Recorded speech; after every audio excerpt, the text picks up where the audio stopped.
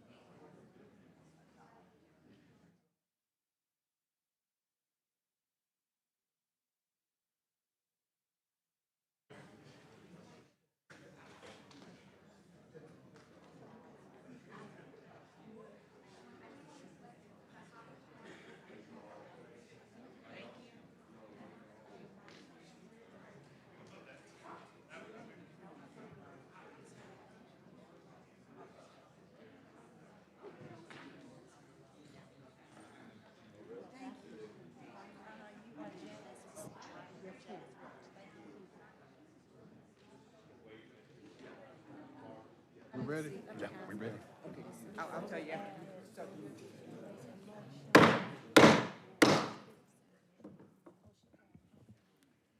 Good morning. I'd like to call the meeting to order. This is a recess meeting of the Fulton County Board of Commissioners, 16th, 2021. 10:05 a.m. Madam Clerk, please call the roll. Chairman Rob Pitts. Present. Commissioner Liz Hausman. Present. Commissioner Bob Ellis. Present. Commissioner Lee Morris. Present. Vice Chair Natalie Hall. Present. Commissioner Marvin Arrington Jr. Commissioner Khadijah Abdul-Rahman. Present. Mr. Chairman, you have a quorum. Thank you. Please rise for the invocation, followed by the Pledge of Allegiance. Let us pray. Almighty God, we are grateful for this day, for your grace and mercy upon our lives. We pray now your peace and your power upon all those who are present. Continue now to give your guidance to our leaders. Give them your wisdom and your courage. It is in your name that we humbly pray. Amen. Amen. I pledge allegiance to the flag of the United States of America and to the republic for which it stands, one nation, under God, indivisible, with liberty and justice for all. Thank you. Madam Clerk. On page 2, consent agenda. 21-0423, adoption of the consent agenda. All matters listed on the consent agenda are considered routine by the County Commission and will be enacted by one motion. No separate discussion will take place on these items.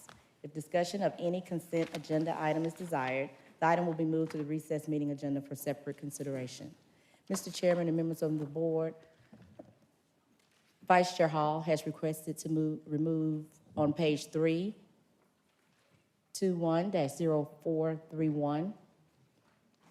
At the bottom of page 3, no action is requested. This reporting is being provided to meet the quarterly reporting requirement for the monetary transfers among budget funds per board resolution 09-1262. This item was removed for separate consideration. That's it. Any other additions or corrections to the consent agenda? Hearing none, cast your votes, please, to approve as amended. Is there a motion? I'll move approval. Is there a second? Second. Properly moved and seconded. Let's vote. The system's not working. All right, system's not working. Those in favor say aye. Opposed, no. It's What? working. The vote All is right, open. Let's go. Let's go. It's working. Oh, now it is. Well, I can do it a lot quicker if it's not. All right. Madam Clerk. Okay, Mr. Chairman and members of the board, we have 3 items requested to be added to today's recess meeting agenda. The first item on page 3 of the add-on memo, 21-0475, registration and elections. Request approval to utilize cooperative purchasing for the purchase of inventory tracking software. What was that? Registration and elections, 21-0475. What is it? It's approval to utilize cooperative purchasing for the purchase of inventory tracking software. And the request is to add this to today's agenda? Yes, sir. Or is that time sensitive? Yes, sir, Mr. Chairman. That's the item that we did not complete a legal review, but it is grant-related, and the grant expires on 6/30. So it is important to have the board act on this matter. All right, is there a motion? Mr. Chairman, I'll Yes. move that we add it to the agenda. All right, is there a second? Second. All right, properly moved and seconded. Is there discussion? Commissioner Abdul-Rahman? Yes, Chairman. I'm asking for also the motion to move item 21-0378, RIP, to under County Manager's item 21-0445 on What page 6. Where are you? What? Oh, we need to vote on them separately? That's what I've been told. Slow down, everyone. Go ahead, madam. You have the floor. Okay, I was asking for the item 21-0378, which is on page, one second.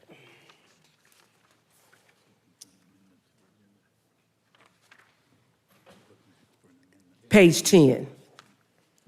And I was asking Chairman that it be moved up to under the county manager's item 21-0445. Let's deal with the add-ons first. and then we'll Okay, come back. all right. Okay. All right, thank All you. right. Any other add-ons? Yes, we have two more after this one. So the first one was, Registration and elections. all right, and do we vote on that one? All right, that was a motion to approve,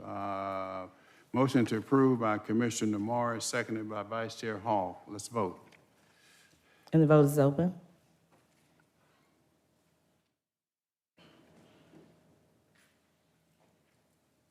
And the motion passes, 6 yeas, 1 nay.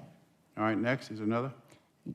21-0476, Fulton County Board of Tax Assessors, Commissioner Hausman has nominated Michael Fitzgerald for a full board reappointment to a term ending June 30th, 2025. All right, is Move that, approval. what's the? Well, Emergency. thank you for that. I'll second it, Commissioner Hall. But basically, his term expires at the end of the month. We do not meet again till the middle of July. And the law changed in 2016 to not allow any of the Board of Assessors members to serve an unexpired term. So there would be a gap. And as you know, assessment notices are on the way out the door to our homeowners and property owners. So it's just bad timing to not have a full board. So I ask your consideration to have this approved, to This go will on the be agenda. a reappointment to a new term, correct? Reappointment to a new term, and he has been elected by the body as chair. Okay, and that'll be another 4-year term? Correct. All right, okay. All right, the motion is to approve, strike that, to add to the agenda. We can go ahead and approve it, that's No, okay. no, add to the agenda. All right, let's vote, please. And the vote is open. And the motion passes unanimously. Thank you. 21-0477, revision to the resolution encouraging the deposit of a portion of funds allocated to the Fulton County through American Rescue Plan Act of 2021 and other funds with minority-owned financial institutions that meet the county's investment policy guidelines, sponsored by Chairman Pitts. Yeah, this is a minor amendment to the resolution that was approved unanimously at the last meeting. We've made considerable progress, and in fact, I guess the first funds are going to be placed with the identified institutions today or tomorrow. But this is one amendment that needs to be made. The original amendment, strike that. The original language speaks to businesses, minority-owned businesses domiciled or headquartered in Fulton County. It should have read domiciled or headquartered in Fulton County or with branches in Fulton County. So that's the difference. And it's time sensitive It is because time it needs to be, the money needs to be placed shortly. That's correct. Well, I'll move that we add it to the agenda. All right, now, Second. all right. Mr. Chair, is Yes, this sir. only for, I guess we can deal with it when we get to it, we just add it to the agenda now? Yes. Okay, that's fine. All right, let's vote, please. And the vote is open.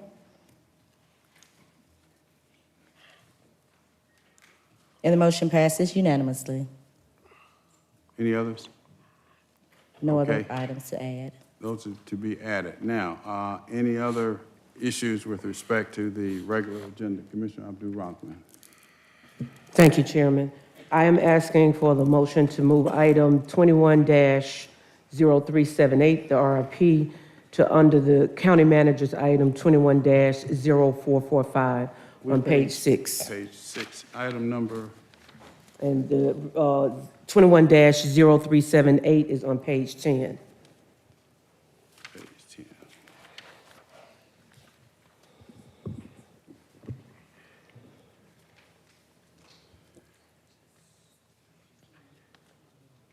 What? What? Okay, but on this one, your motion is to move that one up. Any objections? If not, we'll move that one up as requested Mr. by. Chair, what's the, I do have a question on this. I mean, as a general practice, we don't move commissioners' items up unless there's a real specific reason to do so. So what is the specific rationale for moving this up into our regular business items? All right, Commissioner? The rationale is that the county managers presentation has very pertinent information in relationship to the 21-0378. That's why it needs to be moved up. Okay, doesn't seem like that's a justified rationale to me personally. So, Well, from the commission. Okay, let's don't, No, That's the only thing I wanna I make wasn't sure. going back and forth. I was saying in relation to what the county manager will be presenting based on what he sent to me. all right, any other comments at this time? All right, the motion is to move that item up, and any other objections to it? So just so I'm clear, we Yeah. would do 445, 446, and then 378? Okay. All right, then we will make that adjustment as recommended by Commissioner Abdul-Rahman. And Commissioner Ellis's concern, objections noted for the record. And, Mr. Chair, I Yes, also have two, I have a request for a couple of modifications. You want to Yes, entertain sir. those two right now? I'd like to have, there are two discussion items in the commissioners' items which are related to action items. Item 0473 What page? on 1213, 0473, it's an appointment and termination of certain Fulton County position. Continued discussion, does relate to item 210413. I'd like to have that discussion of 0473 before hearing 0413. Okay, any objections? 0413 is on 10 of 13, and 0473 is on page 12. And it would be to have 0473, that discussion before the action item 0413. Okay, no objections? So moved, so ordered, all right? And then one more, Mr. Chair, you have a discussion item on 0418 related to public comment rules. I think that discussion should take place before item 0466, which is an action item related to public comment. All right, what page is that one? Same, page 12 of 13 is where 0418 is located. Okay, And then page 10 of 13 is where 0466 is located. 0466. All right, no objections. Madam Clerk, you with us? Okay, anything else? I'll entertain a motion to approve. I have some more. What? I have Yeah, more? more, yes. Recess meeting agenda, bottom of page 5, 21-0441. Mr. Chairman and members of the board, we have an item to be removed. It's a duplicate item on page 8, 21-0456. Request approval of resolution and restatement and second amendment of an IGA between Fulton County and the County Board of Health. That's a duplicate item and needs to be removed. Okay, Items to be revised on page 5. We're adding a proclamation recognizing Mercedes-Benz Stadium Appreciation Day. On page 7, 21-0452, registration and elections. Request approval of a statewide contract to purchase additional voting equipment for training. The amount to exceed they're amending the not to exceed amount to $98,662. And on page 8, 21-0457, it's a county manager item. Request approval of a resolution and restatement and second amendment of the IGA between Fulton County and the Board of Health. That item was revised to reorder the supporting documents. And on page 9, 21-0459, library. Request approval to extend an existing contract to provide internet access and connectivity for all library locations. This item is revised to amend extension number 1. And those are all I have. all right, any other items with respect to the agenda? All right, I'll entertain a motion to approve as amended. Move approval? Is there a second? I'll second. All right, motion to approve by Vice Chair Hall, seconded by Commissioner Morris. Cast your votes, please. And the vote is open.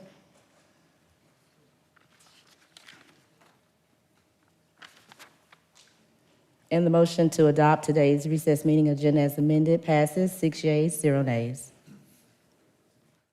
Bottom of page 5, 21-0442, ratification of minutes, recess meeting minutes, May 19th, regular meeting post-agenda minutes, June 2nd, special call meeting post-agenda minutes, June 4th, 2021. All right, any additions or corrections? Hearing none, I'll entertain a motion to approve. Approved by Vice Chair Hall. Is there a second? Seconded by Commissioner Ellis. Let's vote, please. And the vote is open.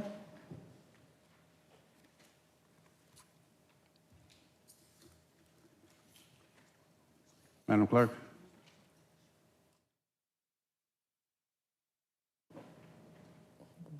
The motion passes 6 yeas, 0 nays. On page 6, 21-0443, presentation of proclamations and certificates. First proclamation is recognizing A.D. Pete Correll Remembrance Day. Okay.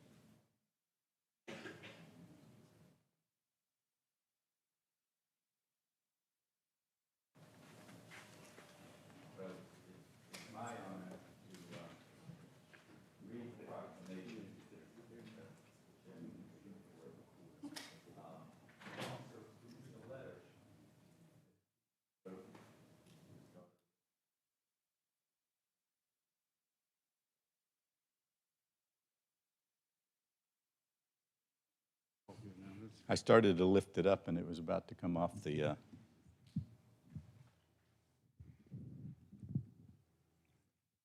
Okay, test. Is that good? And one correction, Commissioner Houseman wants to be listed as a co-sponsor. Well, I would too. Full board. So this is a letter that I understand Pete wrote in his last weeks and was read at his church, and I'd like to read it. It's very touching. It says, "Thank you for coming. Since Tony is reading this note, I must be dead. But there are a few things I want to say to you. Please don't be sad. I have led a rich, full life driven by 3 things. First, I am a predestined Presbyterian. All my life I have known that God put me on this earth to do something. I just never really knew what that was. Clearly, Grady was it. How else can you explain a poor Southern boy raised by a single parent in Brunswick, Georgia, never having been to Atlanta, Georgia, being the catalyst to drive Grady? God must have been preparing me for this my whole life. Think about it. This poor boy led a group of Atlanta businessmen to save Grady Hospital. How unthinkable is that, especially without a plan? When people say to me, God does not have a plan for everyone's life, I want to laugh in their face. When God led me all over the USA, he was preparing me for one task, saving Grady. That was 70 years after I was born. That, ladies and gentlemen, is the definition of long-term planning and what God has in store for you in your life if you chose to follow his direction. The second thing in my life was a strong mother. My father died when I was 12 years old. He was a nice man, but he was an abusive alcoholic. We were bankrupt and were too dumb to know it, So Mother and I set about paying all of our bills and running a men's store in Brunswick, Georgia. That experience taught me well the value of cash, which business students never understand. They can read a balance sheet and income statement, but can't read a cash flow statement. There is nothing more sobering than looking in the cash drawer at the end of the day and seeing if there was more or less money in it than when the day began. That premise, taught at Correll's men's shop, drove my whole business career. Nothing matters but cash. The third driving force in my life, another strong woman, Ada Lee. A sweet young girl from Swainsboro, Georgia, who believed that everything would always be all right in life, a true Pollyanna. I moved her all over the country, from Georgia to Virginia to Maine to North Carolina to Arkansas to Seattle to Dayton, Ohio, and finally back to Atlanta. All the time she kept saying, "This is what God had planned for you, say yes." It got so I would come home from work and say, "Honey, we are moving." Not even asking where, she would start packing. The Corrells, 2 small children, and a dog would take off. When you ask Alston and Elizabeth where they are from, they are stumped. They have been exposed to so many places and situations. My home has become where the 4 are, not a given place with a given name. Tony will be at the back door accepting memberships in the Presbyterian Church. We won't be doing that here. May God be with you all, and may you always know I led the perfect life, and it is time for me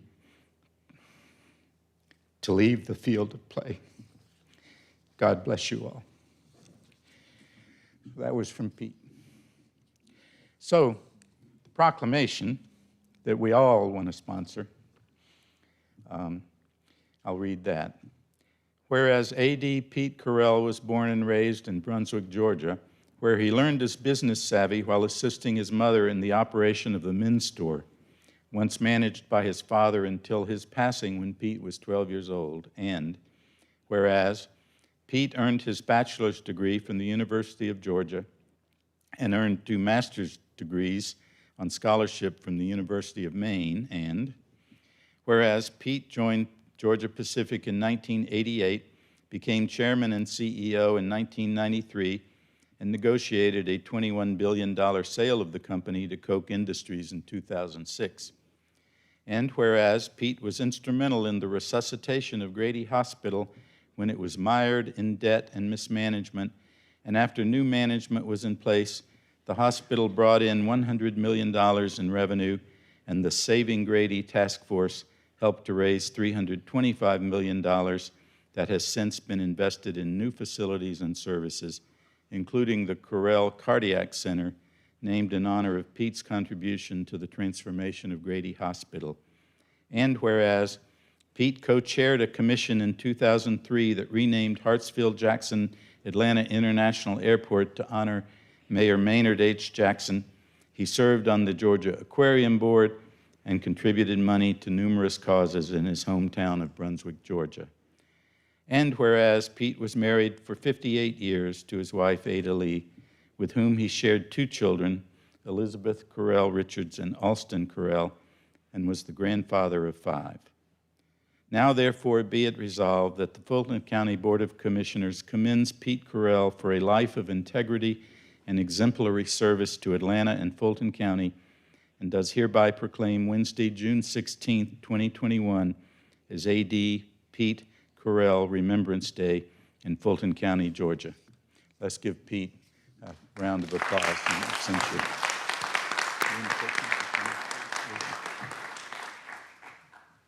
I just want to thank you all. Grady was truly my dad's baby. I think he thought it was his for a while. He loved that institution and everybody in the walls. So I thank you all for acknowledging him. It was truly an act of love, a love for this city and a love for this state. This was his home, and he would do anything for anyone within those boundaries. So I thank you for acknowledging him. He would be thrilled. And thank you from my family.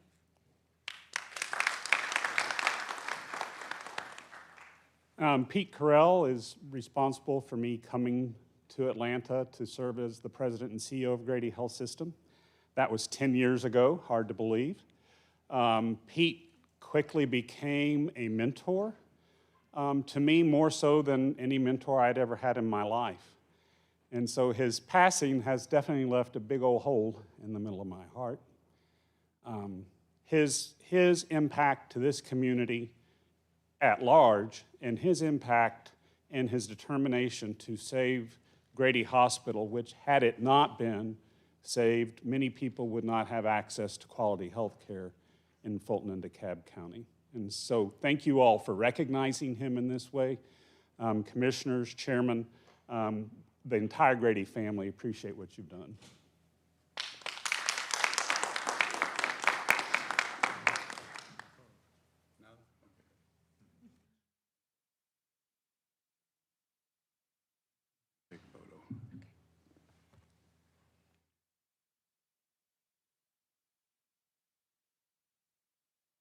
See everybody? Yes. Okay.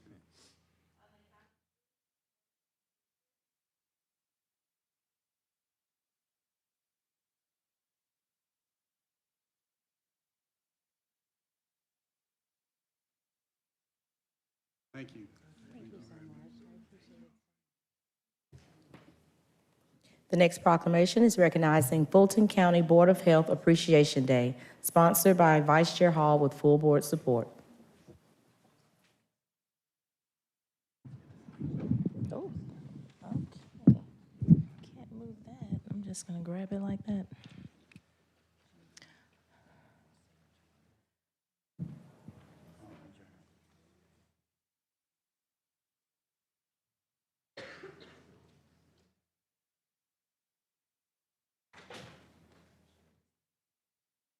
Come on down.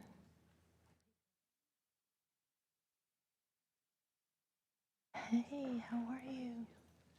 Dr. Holland?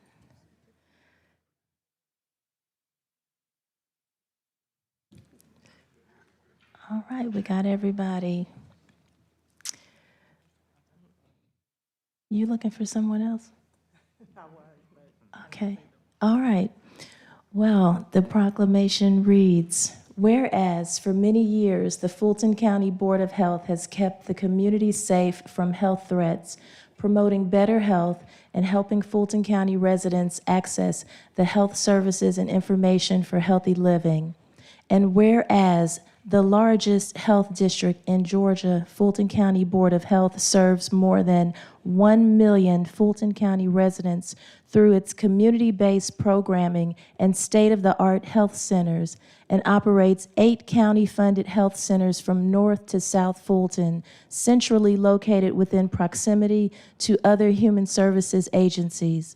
And whereas Fulton County Board of Health works with community stakeholders around shared issues of concern and operates 26 public health programs that supported 84,761 unduplicated client visits for 81,784 unduplicated clients between July 1st, 2018 and June 30th, 2019, and employs personnel who provide direct healthcare services, health promotion, disease surveillance, population-based screening, referrals, and linkages to health and other services, and environmental health services.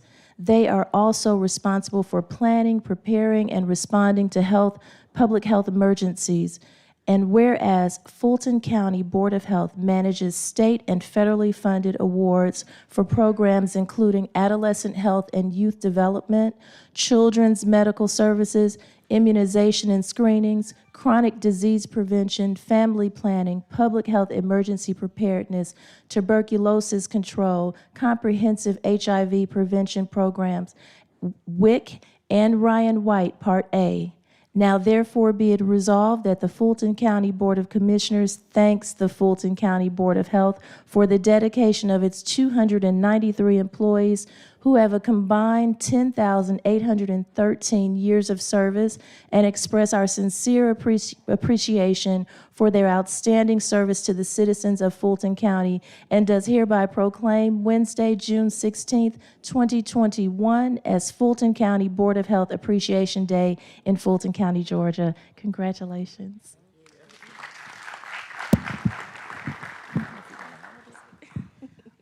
Thank you very much on behalf of the entire Board of Health for this honor, and we're very happy to accept it. And to say that, you know, it's been a tough year for all of us with COVID, and I think that actually the Board of Health has really risen to the occasion in concert with all of our many partners, the Board of Commissioners, all of the health systems. It's been really great.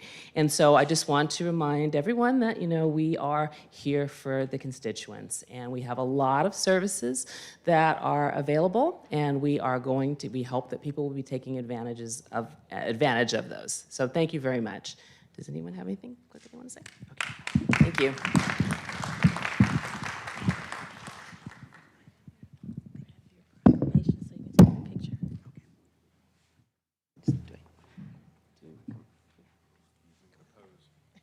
Come on, team.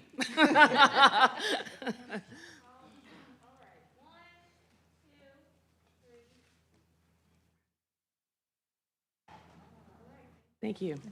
Thank you very much. Can you take this? Yes. The next proclamation is recognizing Pride Month, sponsored by Vice Chair Hall.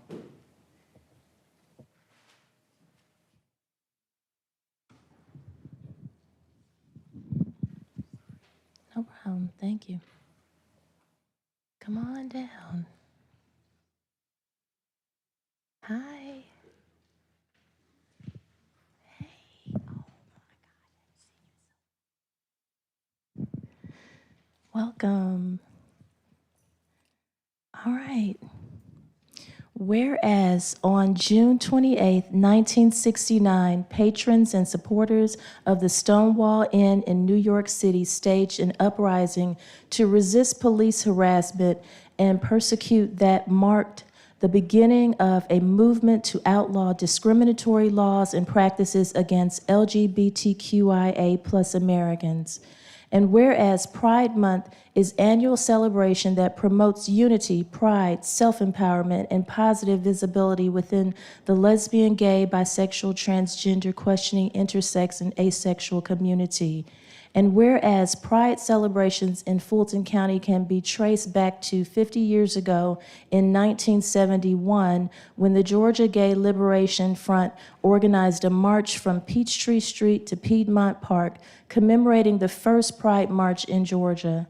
And whereas the struggle for equality and same-sex rights has led to U.S. Supreme Court's ruling on June 26, 2015, making same-sex marriages legal in all 50 U.S. states, June's celebration also includes commemorations and memorials for members of the LGBTQIA+ community who lost their lives to hate crimes and HIV/AIDS. And whereas on June 19, 2019, the Fulton County Board of Commissioners adopted a resolution, item 19-0512, sponsored by Commissioner Natalie Hall, to recognize the month of June as Pride Month in Fulton County. And whereas Fulton County recognizes that discrimination and exclusion continues to exist in the daily lives of LGBTQIA+ individuals and families, and supports the LGBTQIA+ community by recognizing June as Pride Month. Now therefore be it resolved that the Fulton County Board of Commissioners memorializes the historic accomplishments of the LGBTQIA+ community, commends their tremendous contributions to the local community and beyond, and recognizes their continued struggles, and does hereby proclaim the month of June as Pride Month in Fulton County, Georgia. Congratulations.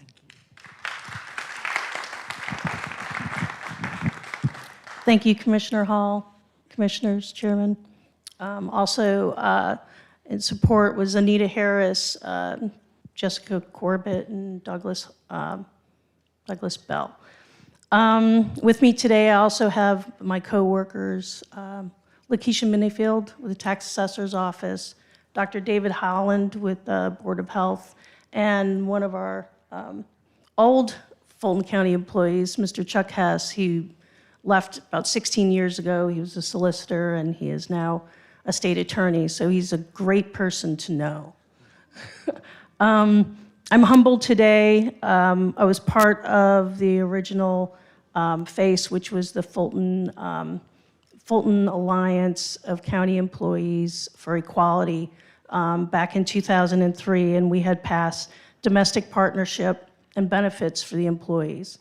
Mr. Hess was a part of that, and Dr. David Holland was very implemental in getting things accomplished here for our employees also.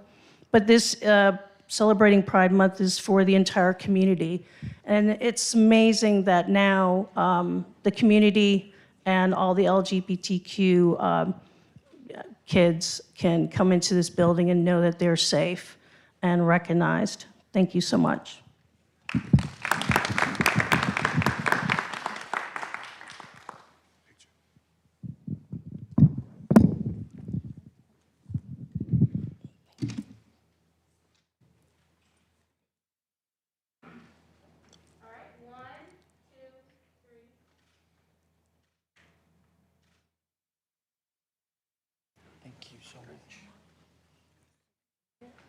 The next proclamation is recognizing Bruce Gunning Appreciation Day, sponsored by Commissioner Ellis.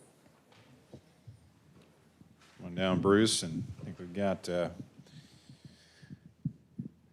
some members of our Continuum of Care Board that are going to join him.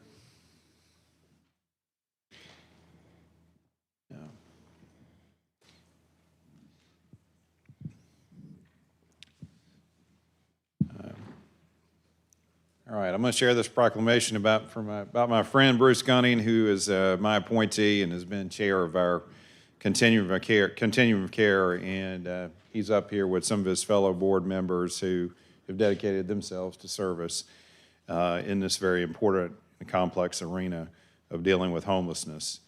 Whereas Bruce Gunning served as the chair of the Georgia 502 Fulton County Continuum of Care for 3 years and has served as a member of the board for 6 years. And whereas Bruce has been a mainstay on the Continuum of Care Board and coupled with his can-do attitude led to effective working relationships with homeless and homeless prevention service providers throughout the county, and whereas during the COVID-19 pandemic, Bruce spearheaded the Fulton County Continuum of Care's work to provide and deliver food to homeless Fulton County school students and the distribution of personal protective equipment to homeless service providers.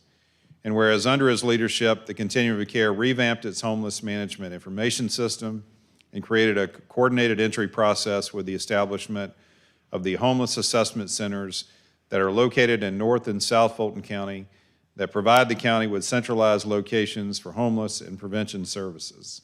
Now, therefore, be it resolved that the Fulton County Board of Commissioners commends the dedication exhibited by Bruce Gunning during his tenure with Georgia 502 Fulton County Continuum of Care Board and does hereby proclaim Wednesday, June 16, 2021, as Bruce Gunning Day, Appreciation Day in Fulton County, Georgia.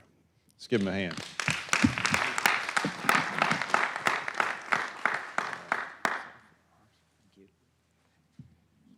Well, first of all, thank you. I'm humbled. To commissioners, I thank you for the opportunity to serve our county's homelessness. Also, I want to thank the board. You guys have done an outstanding job in leadership within the membership of the COC. And finally, I would like to thank City Manager and your staff for all of the support that you give to the COC in its efforts. There's still a lot of work to be done, as you guys know, but I do appreciate everything. Thank you very much.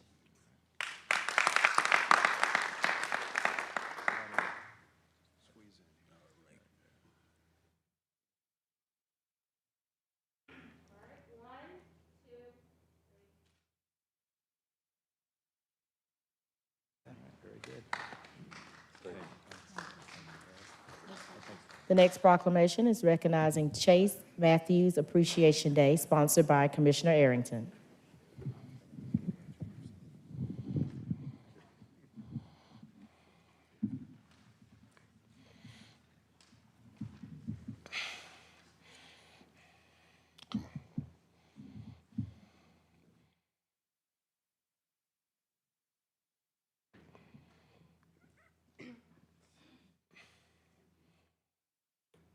Whereas 13-year-old Chase Matthews is the eldest daughter of Johnny and Deidre Matthews and big sister to Mr. Cannon Matthews, all residents of the city of South Fulton. And whereas Chase earned the title of valedictorian of her graduating 8th grade class at the Rise schools, completing the school year with a 96% grade point average and numerous accolades, including her participation in the TAG, Talented and Gifted Georgia Education Program since the 1st grade. Her recognition and awarding of the Principal's Award of Excellence, a honor roll, honor society, certificate of service and leadership, certificates of achievement in science and language arts,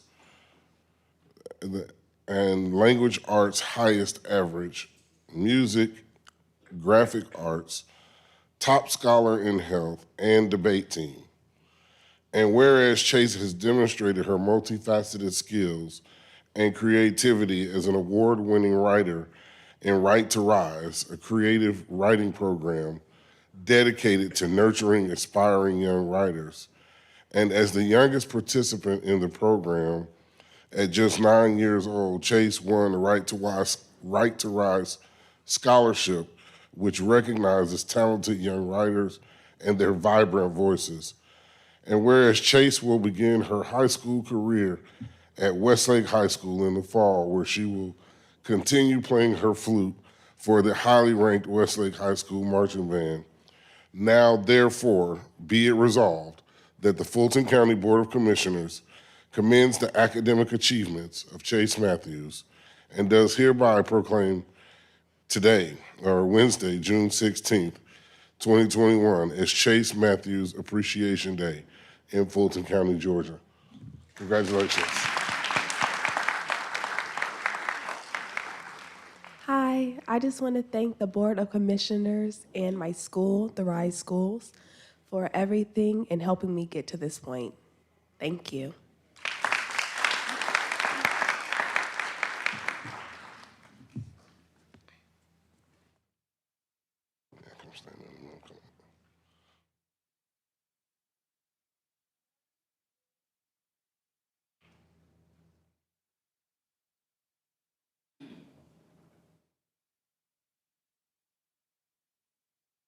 Thank you. Keep up the good work. We expect to hear more good things from you. And the last proclamation is recognizing Mercedes-Benz Stadium Appreciation Day, sponsored by the full Board of Commissioners.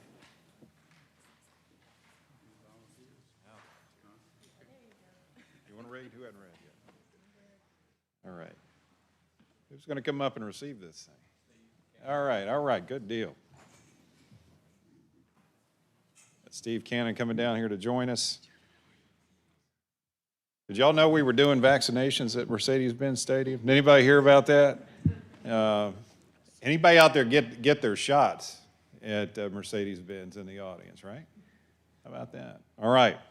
Whereas the Mercedes-Benz Stadium, home of the Atlanta Falcons NFL team and the Atlanta United Major League Soccer team, opened in August of 2017, has served as the largest mass vaccination site for the COVID-19 and vaccine in the southeastern United States. And whereas in December 2020, Mercedes-Benz Stadium partnered with Fulton County and State Farm Arena to be a host site for early voting during the Georgia Senate runoff election. And the partnership was so successful that Mercedes-Benz Stadium officials offered the stadium facility to be a large vaccination distribution site to service the county. And whereas since its conversion into a vaccination site on Wednesday, January 20, 2021, the Mercedes-Benz Stadium site has administered more than 300,000 vaccines to citizens in Georgia, making it the most successful mass vaccination site in the country. And whereas the vaccination distribution ended on Monday, June 7, 2021, and on that last day, the 300,000th vaccine shot was administered to a 15-year-old Fulton County resident, and the goal was exceeded by 5 p.m. when the doors closed. Now, therefore, be it resolved that the Fulton County Board of Commissioners recognizes the Mercedes-Benz Stadium and its leadership for their support of Fulton County residents in the fight to save lives and protect our citizens against COVID-19, and does hereby proclaim Wednesday, June 16, 2021, as Mercedes-Benz Stadium Appreciation Day in Fulton County, Georgia. So let's give everybody that was involved with this a great hand. I don't know if our chairman or county manager wants to make a few remarks about kind of this great partnership or not before we hand it over to Steve. Well, I will just briefly. Steve, thank you for everything that you did, because not only was it the stadium, but it was your personal involvement and attention to detail and your entire staff. So without that involvement, and again, attention to detail, and then ultimately the folks that were directly helping us, we could not have done this. And it was the most successful. And in fact, I think as we've shared when the governor visited, FEMA came in and not only did not try to take over, they made it the model for every other community vaccination center in the United States. So I think it's a real testament to everything that was done there. And again, the spirit of community support, teamwork, both from Arthur Blank to you and to your entire team was just spectacular. So again, thank you very much. Mr. Chairman, you want to say? All right, turn that over to you, Steve. Thank you, Dick. Thank you, Commissioner, or Chairman and Commissioners. So on behalf of Arthur Blank and the entire team at Mercedes-Benz Stadium, so proud to have been able to partner with the county, the state, and the alphabet of other agencies that were involved. It was a heavy lift. It was very complicated, but it was so rewarding. I've told my team that we've done a lot of really important events, from college football championships to Super Bowls, but what we just completed was the most important event that we've ever done at Mercedes-Benz Stadium, 155 days long, so it was the hardest, the longest, the most complicated, but by far the most rewarding event that we've ever done. So we're humbled and proud to be part of this community, and that was our opportunity to serve, and we took care of that moment together. So thank you very much.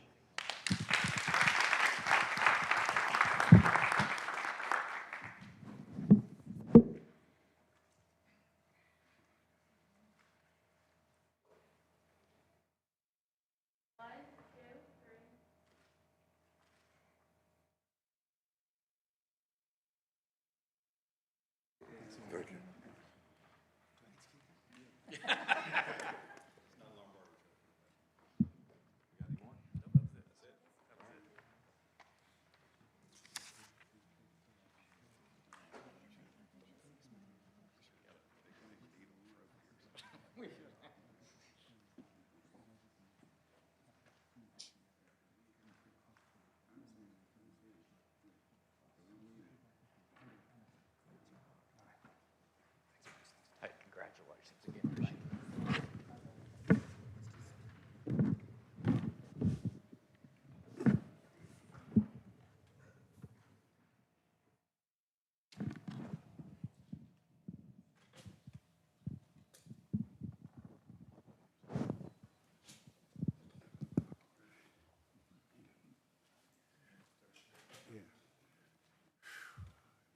Madam Clerk?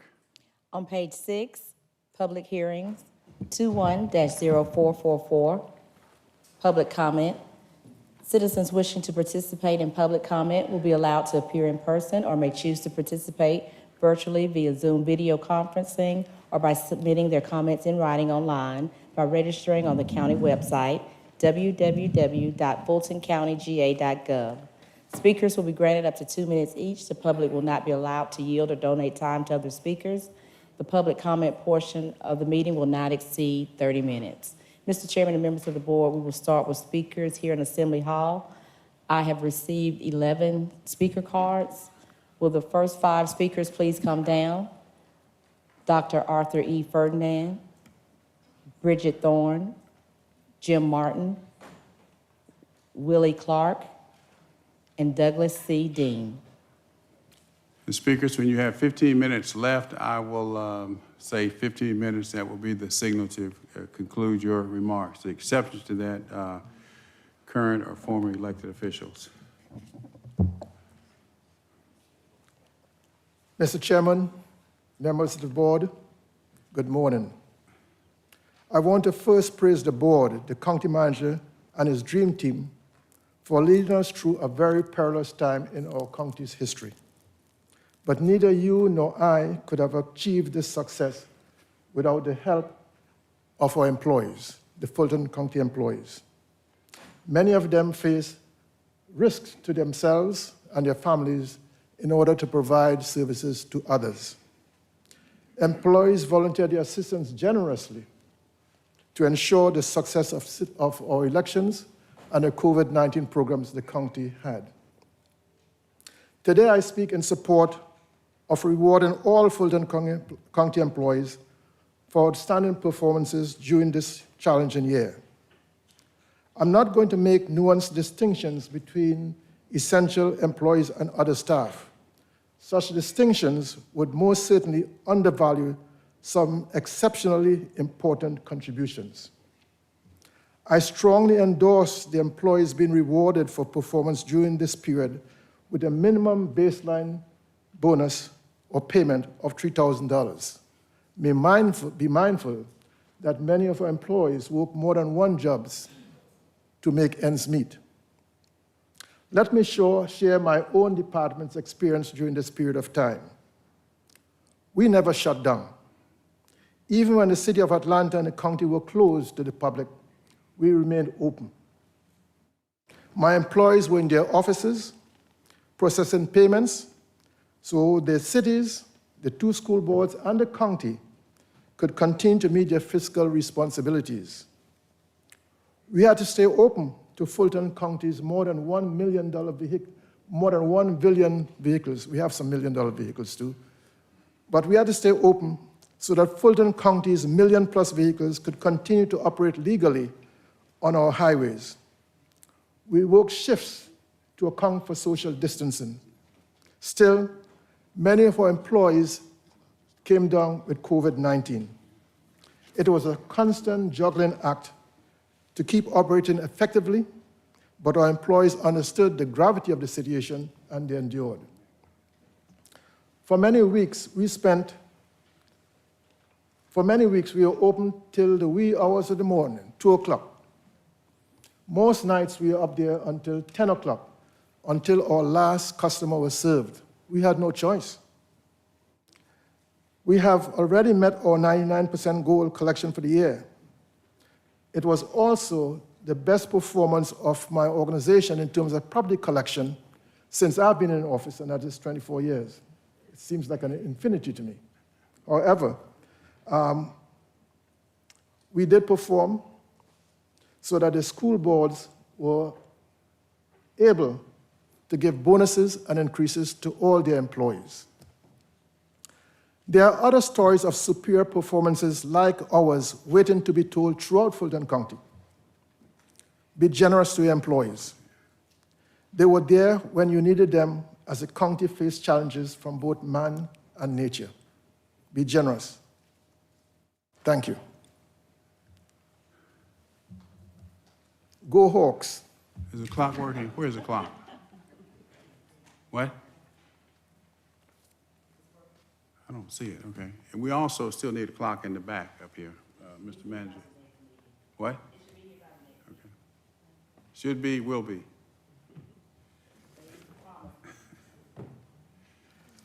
Continue, ma'am, thank you. Hello, so good to see you in person. I'm Bridget Thorne. I'm a former 9-year precinct manager. I have undergrad and master's degrees from Georgia Tech. I'm a software designer. I have repeatedly tried to work early voting, but Happy Faces just doesn't seem to respond. It's puzzling. When poll techs were hired, I reached out to Dwight Brower and Sharon Whitmore to see how I could get hired. Dwight said he couldn't help me. He had no control. He could only give me the number for Happy Faces. They didn't respond. So I had to go to the subcontractor directly to get hired. Puzzling. Last fall, SOS was threatening Fulton elections with huge fines if they had another disastrous election. According to the Carter-Jones report, when the election warehouse staff had to be quarantined, the SOS offered to send trained, qualified staff, and Fulton Elections declined their offer and brought in unqualified, untrained, 100% minority, happy-face employees. Puzzling. I found this March 2018 AJC article on Stacey Abrams in a company she co-founded called Now Account. Now Account secures companies' debts who have government contracts. Abrams owns 16%. Now, isn't it interesting that Now Account is registered as the only secured party provider for Happy Faces? Now Account provides the line of credit. You can see the connection is listed here from a simple UCC search. Interesting. In the last meeting, Barron said, "I don't know how they recruit. We aren't in charge of the recruitment process." He also said, "If you have names, we can get those names to Happy Faces and we can recommend them." With the purse string connection of Stacey Abrams to Happy Faces, 15 seconds. you must ask, does she have influence on who gets hired to work our elections? Can she or her activist groups also recommend employees? With Happy Faces working 100% of early voting, ballot adjudication, absentee ballot processing, warehousing, Dropbox, signature verification, they're basically running our elections. Shouldn't we know who they are recruiting? Shouldn't we know who they are? Could an activist group have a special connection and ability to work our elections while veteran poll clerks like me are shut out? Thank you, ma'am. Thank you.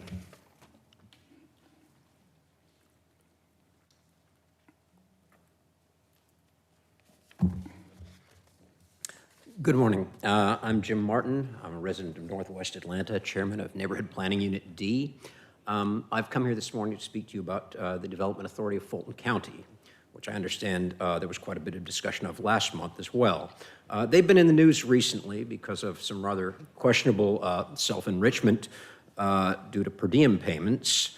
This is clearly indicative of some bad policies and procedures, but I'm concerned that it may be detracting attention from the fact that they have made some disastrously bad decisions with regard to incentive tax abatements by lease purchase bond deals, and that since the authority of this commission over that board ends with the appointment of board members, that this commission take into account, particularly in making reappointments of existing board members, the voting history of these board members on these deals. I know that there have been recent public statements with regard to a commitment for reform for this board. However, bad decision-making has been going on up until their most recent meetings, and therefore I question whether this commitment to policy reform is really a commitment to policy reform or merely a commitment to public relations. I think most recently, the decision to grant a tax abatement for the Fairfield Piedmont project is a great example of this. This was a $4 million deal, cost the taxpayers $4 million. And Ansley and Morningside, the property was purchased by the developer for $11 million. The assertion that this deal could not be done without a public commitment of dollars is insane because, in fact, if the property were purchased for $7 million, the deal would have gone through without any public money whatsoever, and that was, in fact, the fair deal of the project. 15 seconds. One of the rationales cited for this deal was the need to demolish an existing building, which again is crazy if one views it in terms of the other deals that DAFC has done. Generally, they grant abatements for empty lots holding forth their undeveloped state as evidence of their need for public subsidy. Thank you.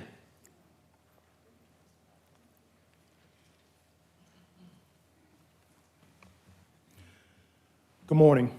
My name is Willie Clark, and I'm an employee of the Fulton County Tax Commissioner's Office.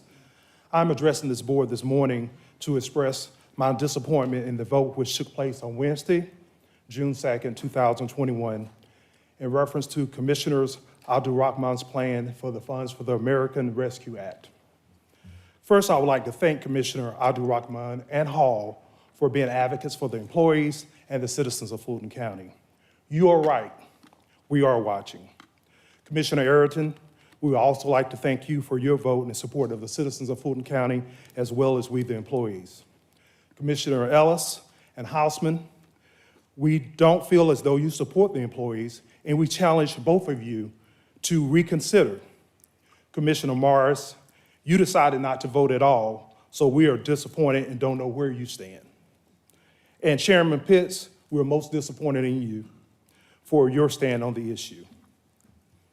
We challenge each of you to revisit and approve this plan.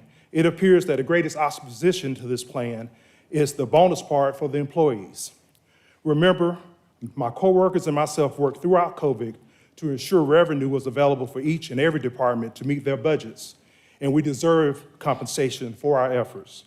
The governor of the state has recognized that the employees of the state of Georgia deserve the bonus, as well as the mayor and city council of Atlanta, not to mention APS, ensured that their employees had a bonus as well. Now we're ending the first half of 2021, and you, the commissioners, still want to play politics with the citizens of Fulton County and are facing evictions and are about to lose their homes to foreclosure. Not to mention we, the employees, that could use some American Rescue Act compensation as well. 15 seconds. Approve this plan and stand on the right side of history, because during the next election, we will remember who supports us. Thank you.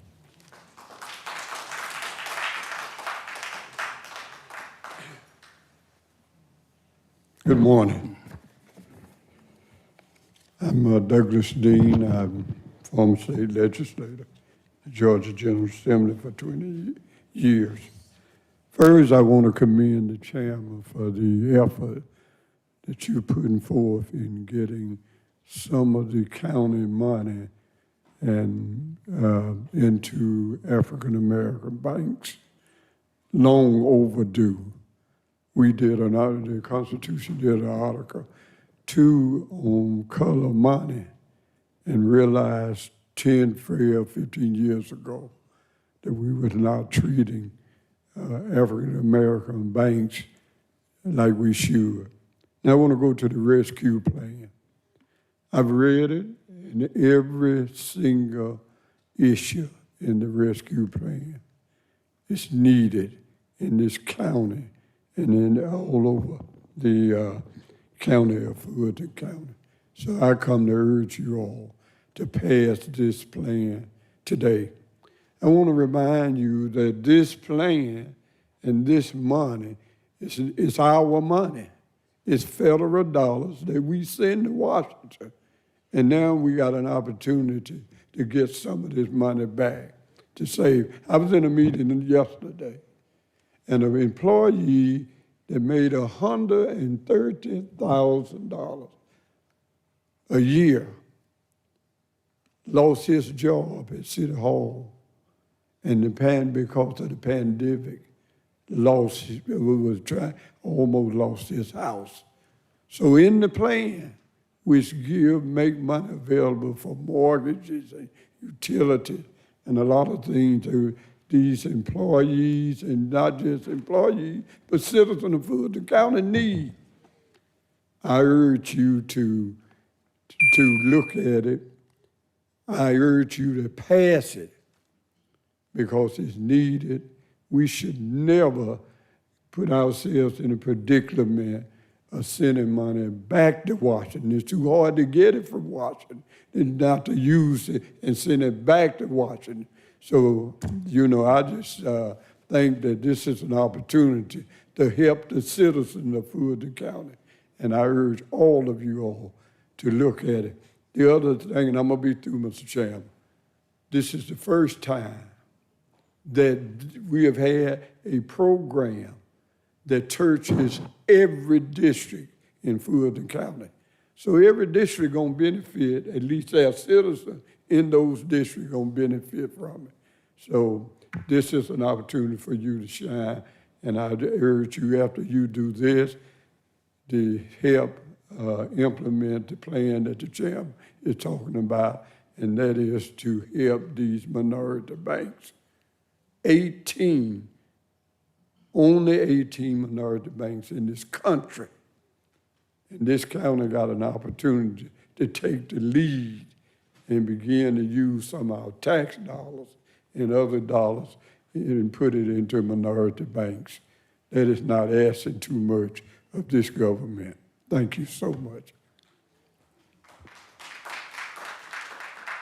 Last 6 speakers, please come down. Dr. L. Martin Rogers, Stephanie Owens, Carlin Mahone, John Nance, Janice Welch, and Joanna Potts.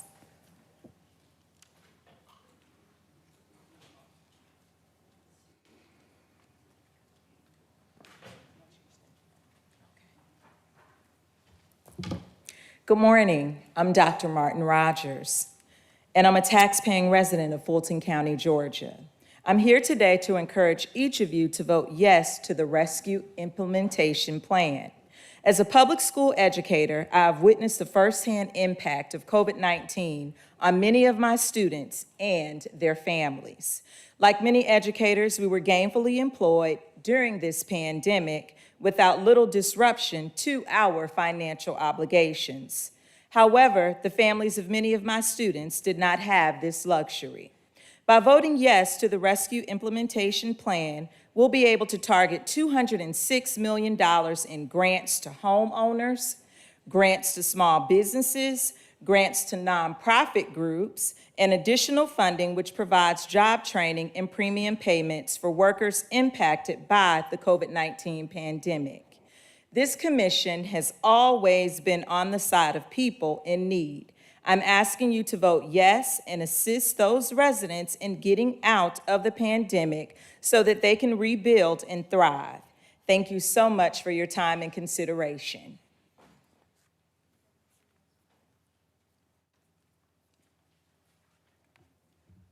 Good morning, Mr. Chairman and Board of Commissioners. My name is Stephanie Owens, and I serve as the Executive Director for MBAF.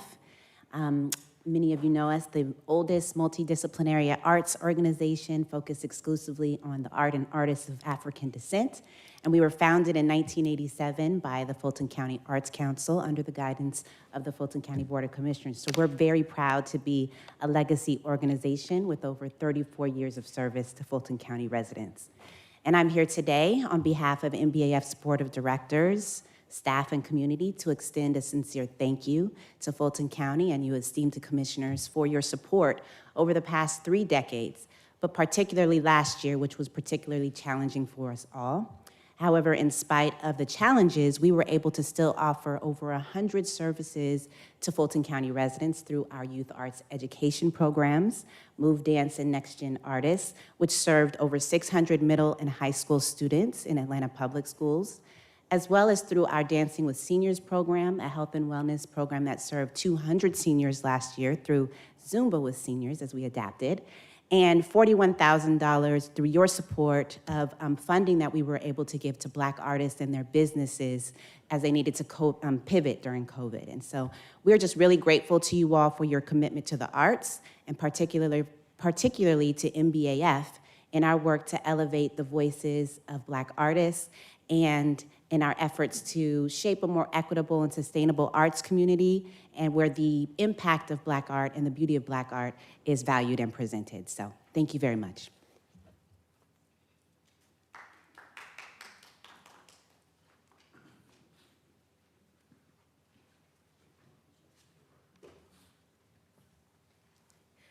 Good morning, Commissioners. My name is Carlin Mahone, and I'm a Fulton County Board of Health employee, and I'm speaking on behalf of myself and my fellow hardworking, dedicated Board of Health coworkers. When many of the Fulton County facilities were closed last March 2020, the Board of Health remained open to serve Fulton County as well as neighboring counties. As essential frontline employees, we have continued to work tirelessly throughout this pandemic. Many of us have worked COVID testing sites. We have worked COVID vaccine sites, as well as giving flu vaccines. The Board of Health has continued focusing on attempting to control the pandemic and serve the Fulton County community as well as neighboring counties, making sure that we vaccinate as many persons as possible at COVID vaccine sites. Being at these different vaccine sites have placed us and our families at great risk for contracting this COVID virus. We are asking you, Fulton County Commissioners, to please vote yes for the rescue plan to show the Fulton County Board of Health that we are indeed valued and appreciated. Thank you.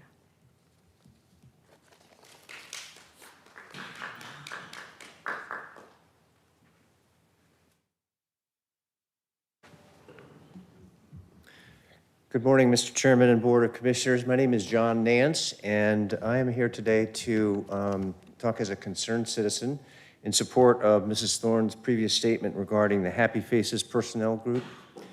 And given the multiple issues surrounding the election process here in Fulton County over the past election process, I respectfully request that Fulton County terminate its relationship with Happy Faces Personnel Group for election purposes. The reason for this is some of the information that we have received regarding this group is that they do not really provide the proper vetting for their temporary employees, especially regarding conflicts of interest and other issues, that they have a lack of proper training in the election process itself, and so that the training is below levels that we would find acceptable, and also the qualifications for the temp employees that they hire is not transparent and really unknown as discussed by Ms. Thorne. So I respectfully request that we do terminate that relationship. And in addition, I would also recommend your support, that you support the Board of Registrations and Election termination of Richard Barron for his lack of trust in his ability to secure our election process. Thank you very much.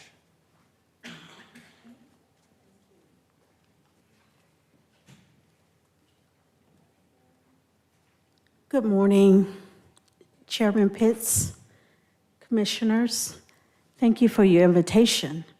Ms. Rodman, Commissioner, thank you. My name is Janice Welch, and I'm a citizen here in Atlanta for 26 years.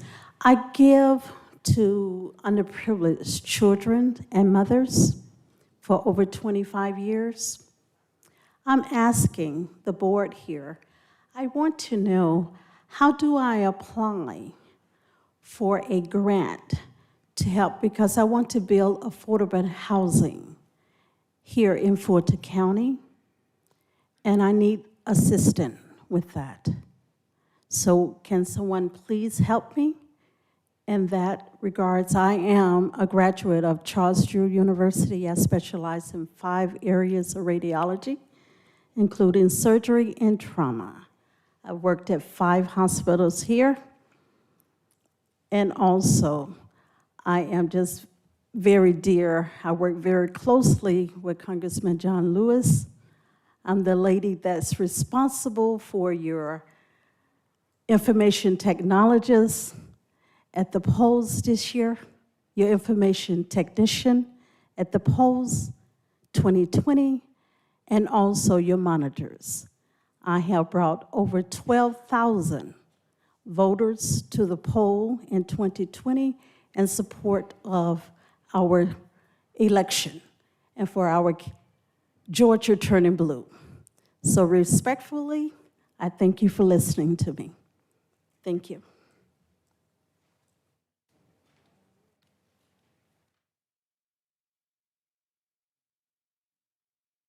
Good morning, Chairman Pitts, Commissioner Hausman, Commissioner Abdul-Rahman, Commissioner Morris, Commissioner Hall, Commissioner Ellis, Commissioner Arrington. I am here. My name is Joanna Potts. I am a 4th generation native citizen of Fulton County. I am a constituent of the Mighty Six, and I am here hoping that today is 3rd time a charm on the resolution on the table from Commissioner Khadija Abdul-Rahman with regard to where you all are going to appropriate the funds from the rescue package. I have many of my friends and family are long-term employees of Fulton County and some retirees, and the community is just really ready for these funds to get to those employees who have really been helping. I'm not super appraised on all of the totals and facts and figures, but I do know that what it sounds like is the employee allocation is less than 10% of the entire amount that the federal government has sent. And I just hope that today is the day that you guys vote to send some relief to these employees. I thank you for all of your consideration. The community is watching, and we certainly hope that today is the day. Thank you very much.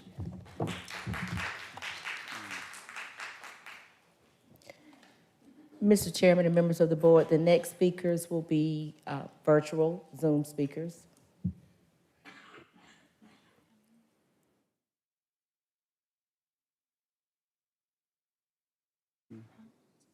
Excuse me, Mr.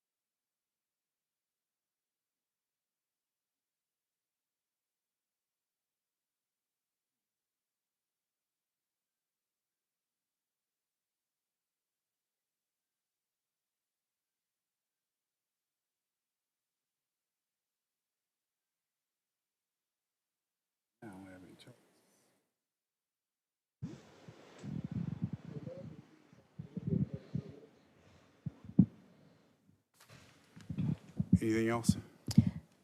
The next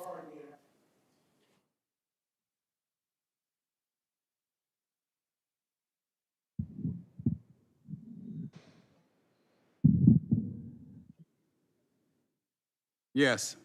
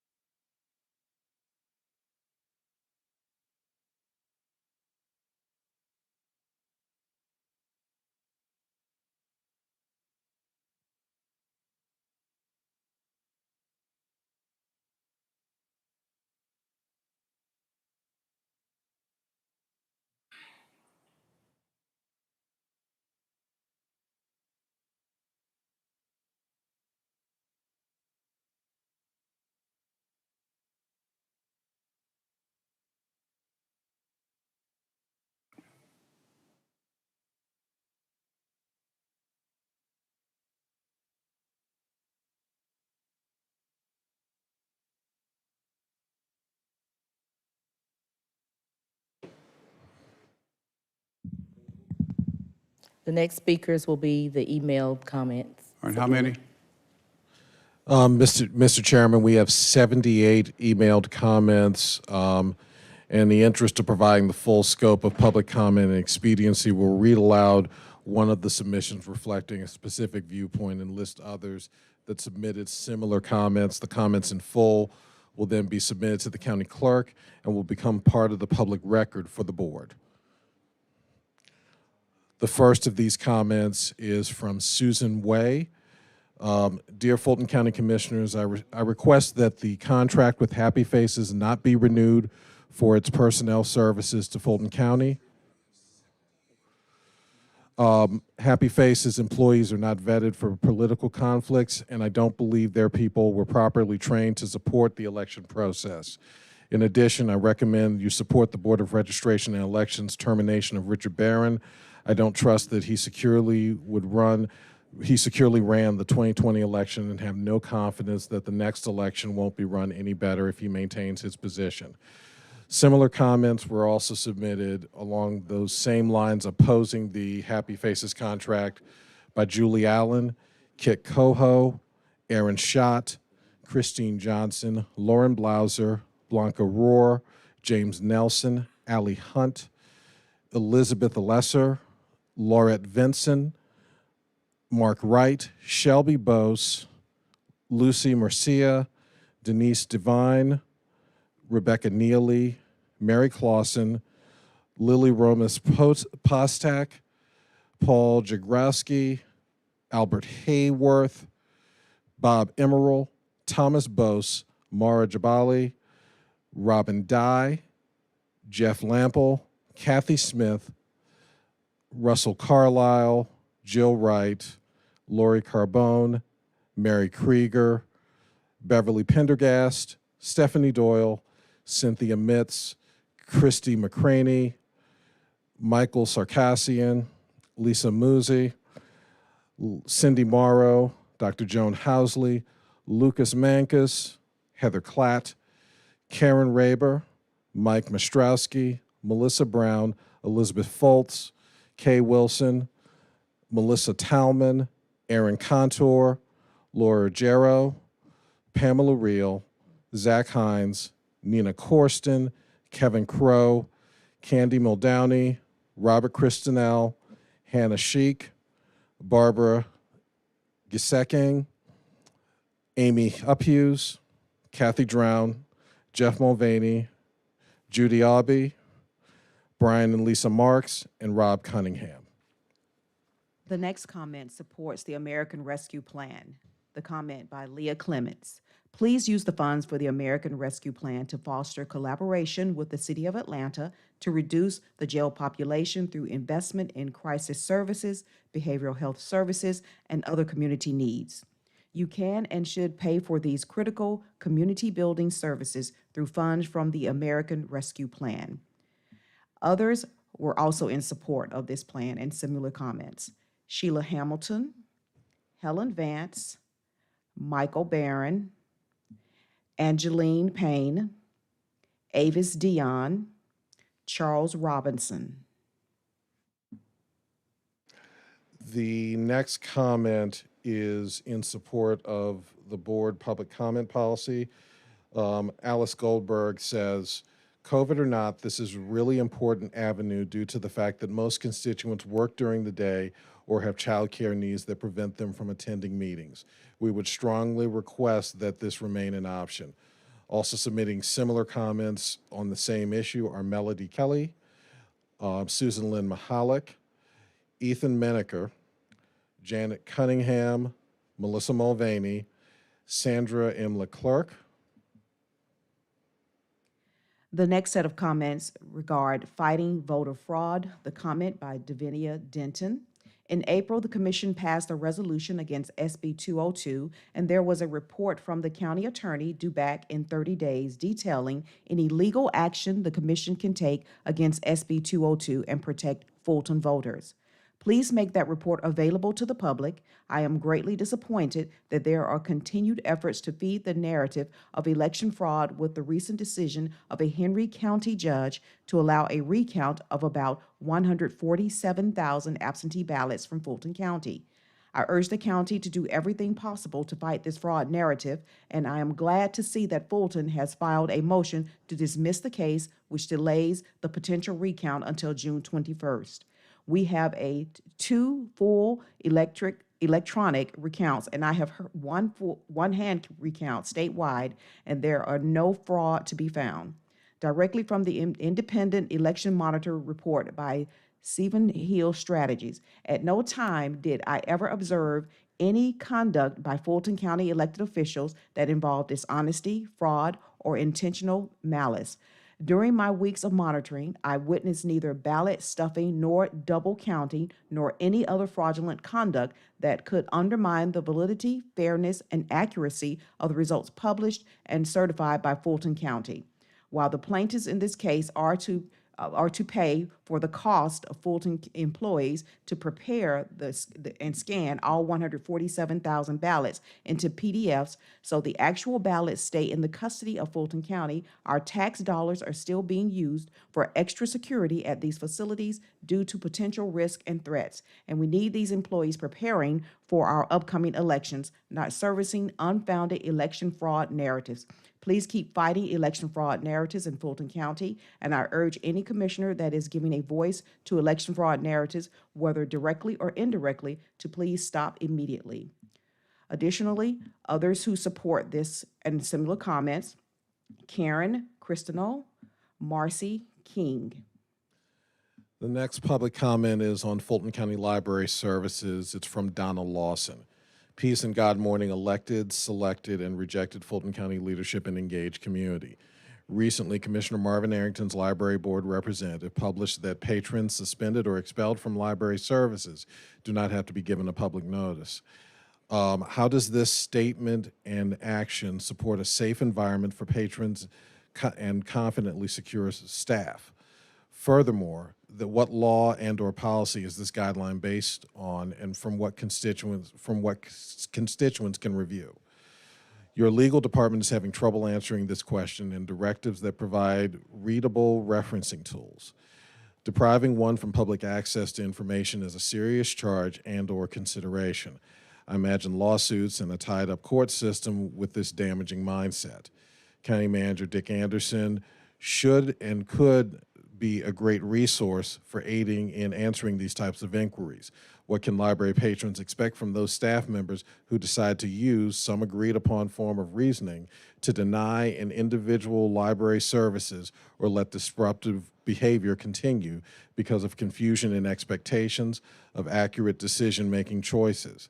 Forrest Evans, our reference librarian, has written to Victor Simmons, our library manager, asking a question which in summation requests permission to not have to serve a particular patron.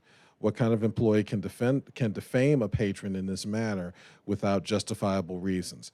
How should Victor Simmons reply? There appears to be a phantom yet enforceable agendas at work in the library system. Another example to consider is the lack of an open record or paperwork that lists suspended or expelled library patrons. My thought is that the executive director, Gail Hunter Holloman, would have access to these records, or her administrative support staff, inclusive of Zenobia Claxton. It appears that the records are missing. Furthermore, all of the Library Board of Trustee members should be well informed of their duties and priorities. They seem disengaged on important factors like safety of patrons, security of staff, inviting relationships with employees at a minimum. The next comment deals with jail conditions. The commenter, Ashley Dixon. My name is Ashley Dixon. I am a former correctional officer. I have been watching your meetings closely about the overcrowding at Fulton County Jail. I have seen firsthand that jails and prisons make people worse and not better as a result. This includes not just prisoners, but everyone who comes into contact with the system of locking human beings in cages. This system does not rehabilitate people, and jails do not keep people safe. What our community needs is more investment in crisis services, behavioral health services, and other community needs. Locking people in cages is not a solution. You can pay through these services through the American Rescue Plan, including the $20 million under consideration for a proposed behavioral health crisis center. Please do the right thing and utilize this money to invest in our community. I understand that the Fulton County Jail is overcrowded, and you can reduce this overcrowding by releasing the prisoners instead of putting more people in the city jail. Thank you. The next comment is regarding the Fulton County Board of Health, and it's from Cindy Adair Reese. I'm an employee that was looking forward to my retirement next year as a full-time employee with 14 years and as a part-time employee that has worked since 1996. And now I'm going to be left with no service years. I am and others are not happy that you have pushed us as BOH employees into something we did not ever want to do.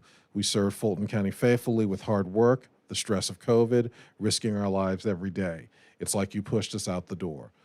Whomever snuck the amendment to take us over needs to show their face to us and explain. This does not benefit us and certainly won't benefit the county. Also with a similar comment is Mildred T. Stargell. And the final comment deals with CRT, public comment by Katie Walter.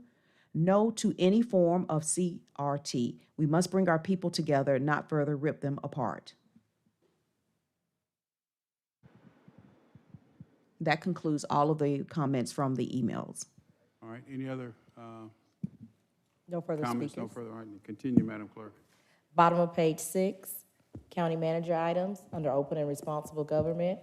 21-0445, presentation of COVID-19 operational response update. All right, Mr. Manager, you ready? So let me ask you this, Mr. Manager. Yes, sir.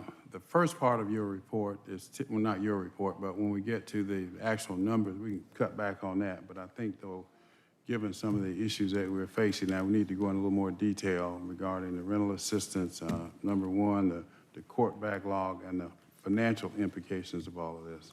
So let's take a little more time in those areas versus the front end with Mr. Kalmeyer and the other gentleman.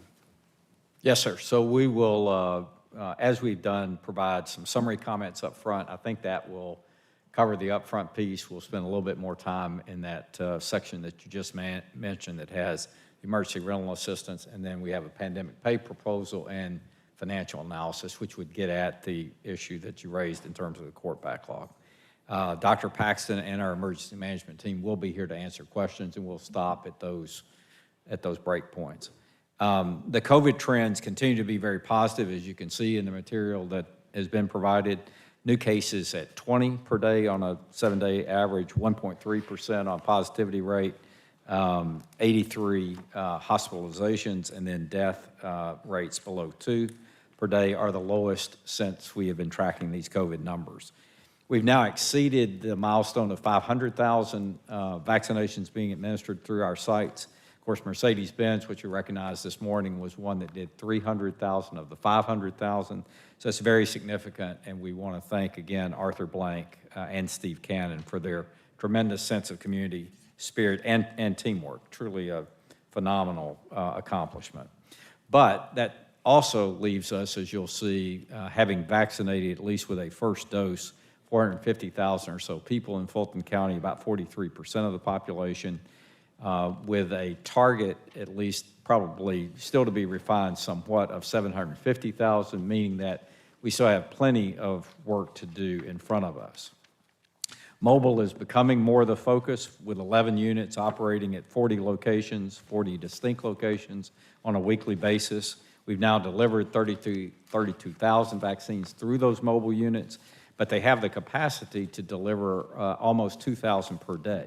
So we want to really tie together better the mobile program, and you should expect us to do so with both enhanced communications, selections of sites, making the sites themselves look and feel the same, canvassing the neighborhoods prior to a mobile site being set up. So all of those things are being pulled together in an overall program to be administered under the joint command between Board of Health and Emergency Management.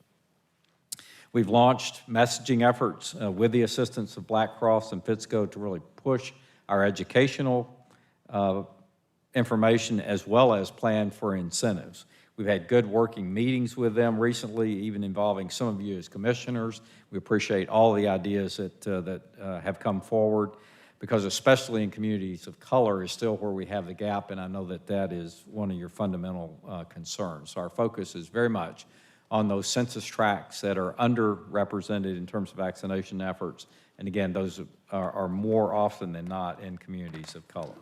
Our reopening efforts continue, and I'm proud to report today that we have no positive cases since the last report, another good indication of where we are.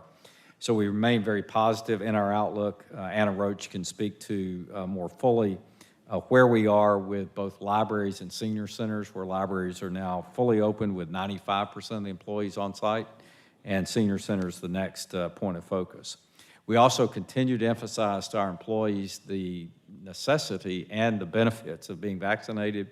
We're closing in on 50% now of our employees having submitted an application for reimbursement for the $150 incentive that we provided through June 30th. We're looking at other enhancements to that program because, again, we think this is very vital to our employees.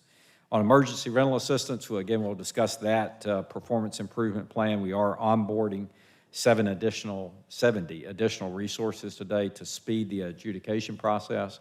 We do see complications all across the spectrum, the state, DeKalb, you've seen, I think, in the press most recently, but our focus is on our own responsibilities and getting this money to our citizens as quickly as possible. We do want to spend some time today on pandemic pay. I think it's been carefully considered in past meetings, but as noted by some of the comments, without a resolution. We will bring forward today a recommendation modeled after our pay for performance plan. We think that's a solid platform that is well understood. 3.75% would be the multiplier against base pay for an award. We did put an alternative, which I would call a plus-up enhancement for any employees that were below $3,000. You could plus up to that as a minimum floor and then still use the performance, pay for performance plan as the mechanism.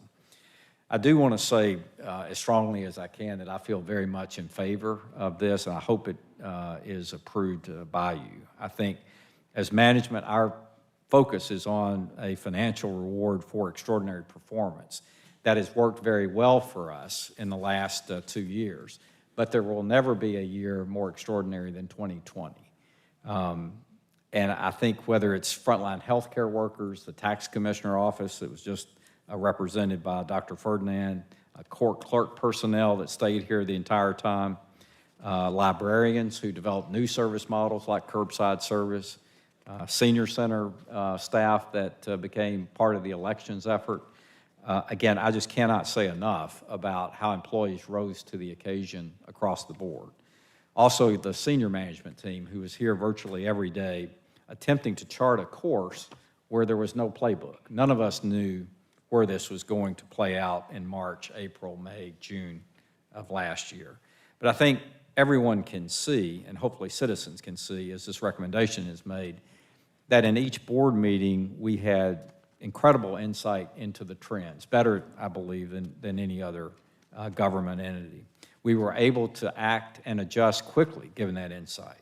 We found new partners like EMSI, CORE, MBS, or 3M in the case of personal protective equipment.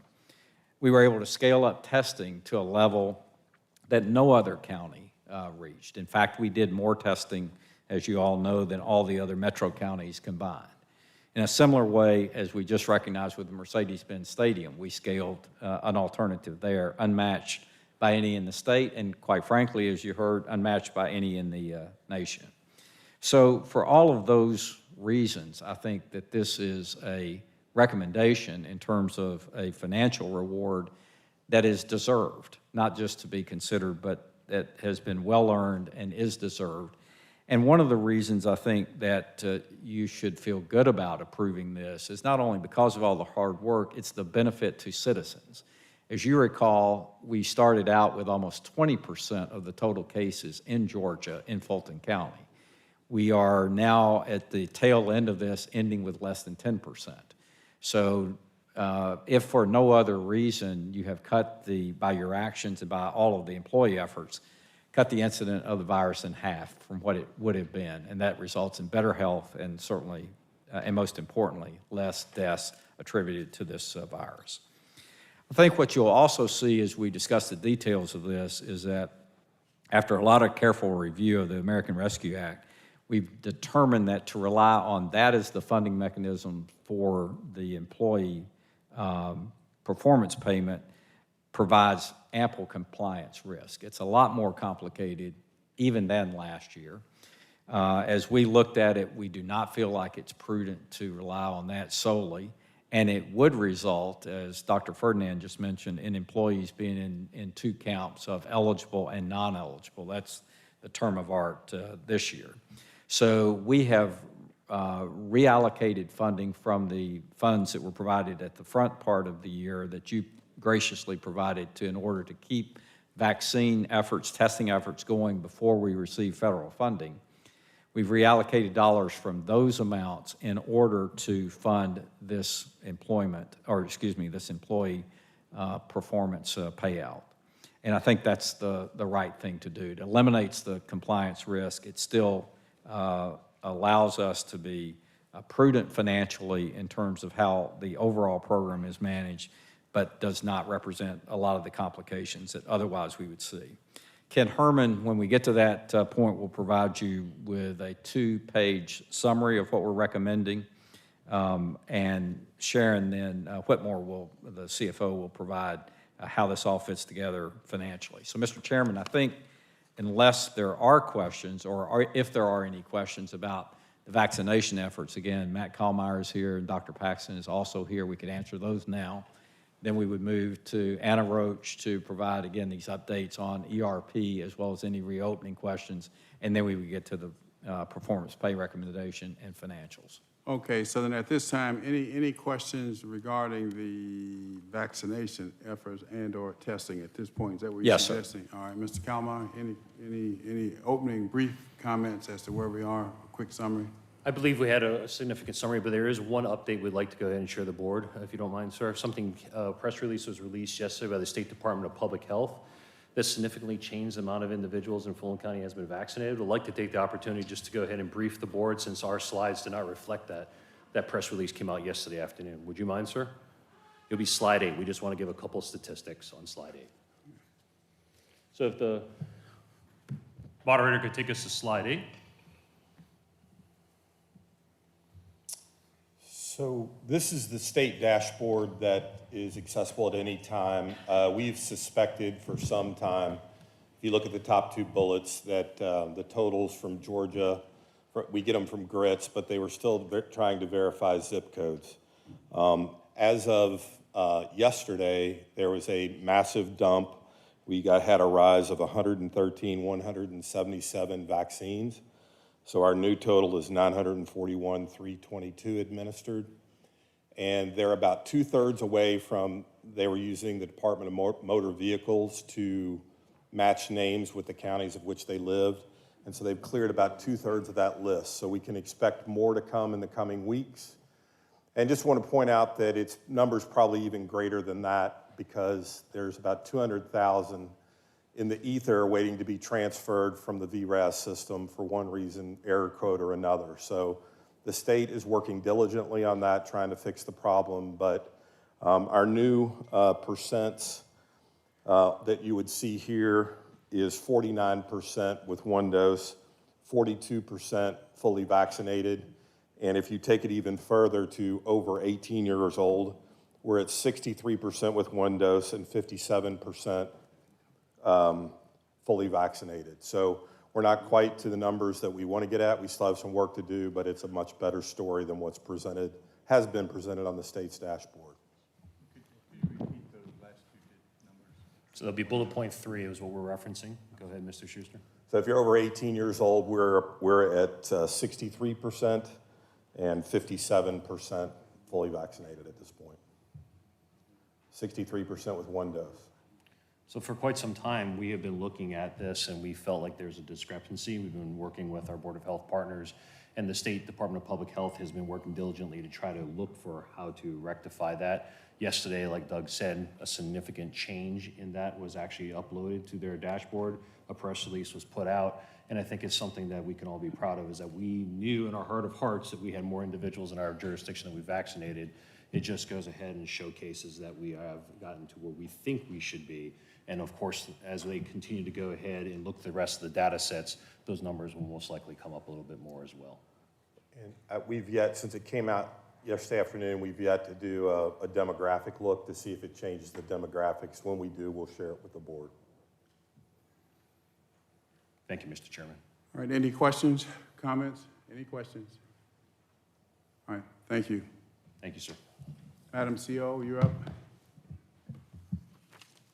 Thank you, Mr. Chairman. And if you all could go to slide 14, thank you. Next slide.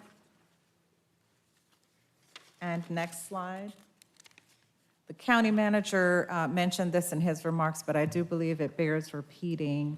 Ever since Commissioner Hall challenged us to start including this information in our public reporting, in our COVID report, we, for the first time, can say that we have had no COVID-positive employees reported in our system since the last Board of Commissioners meeting. And this becomes especially important as we begin to take steps and have taken steps towards reopening our government. So thank you again, Commissioner Hall, for having us report this. And again, I'm just pleased to share with the board that we've had no new employee positives. Next slide.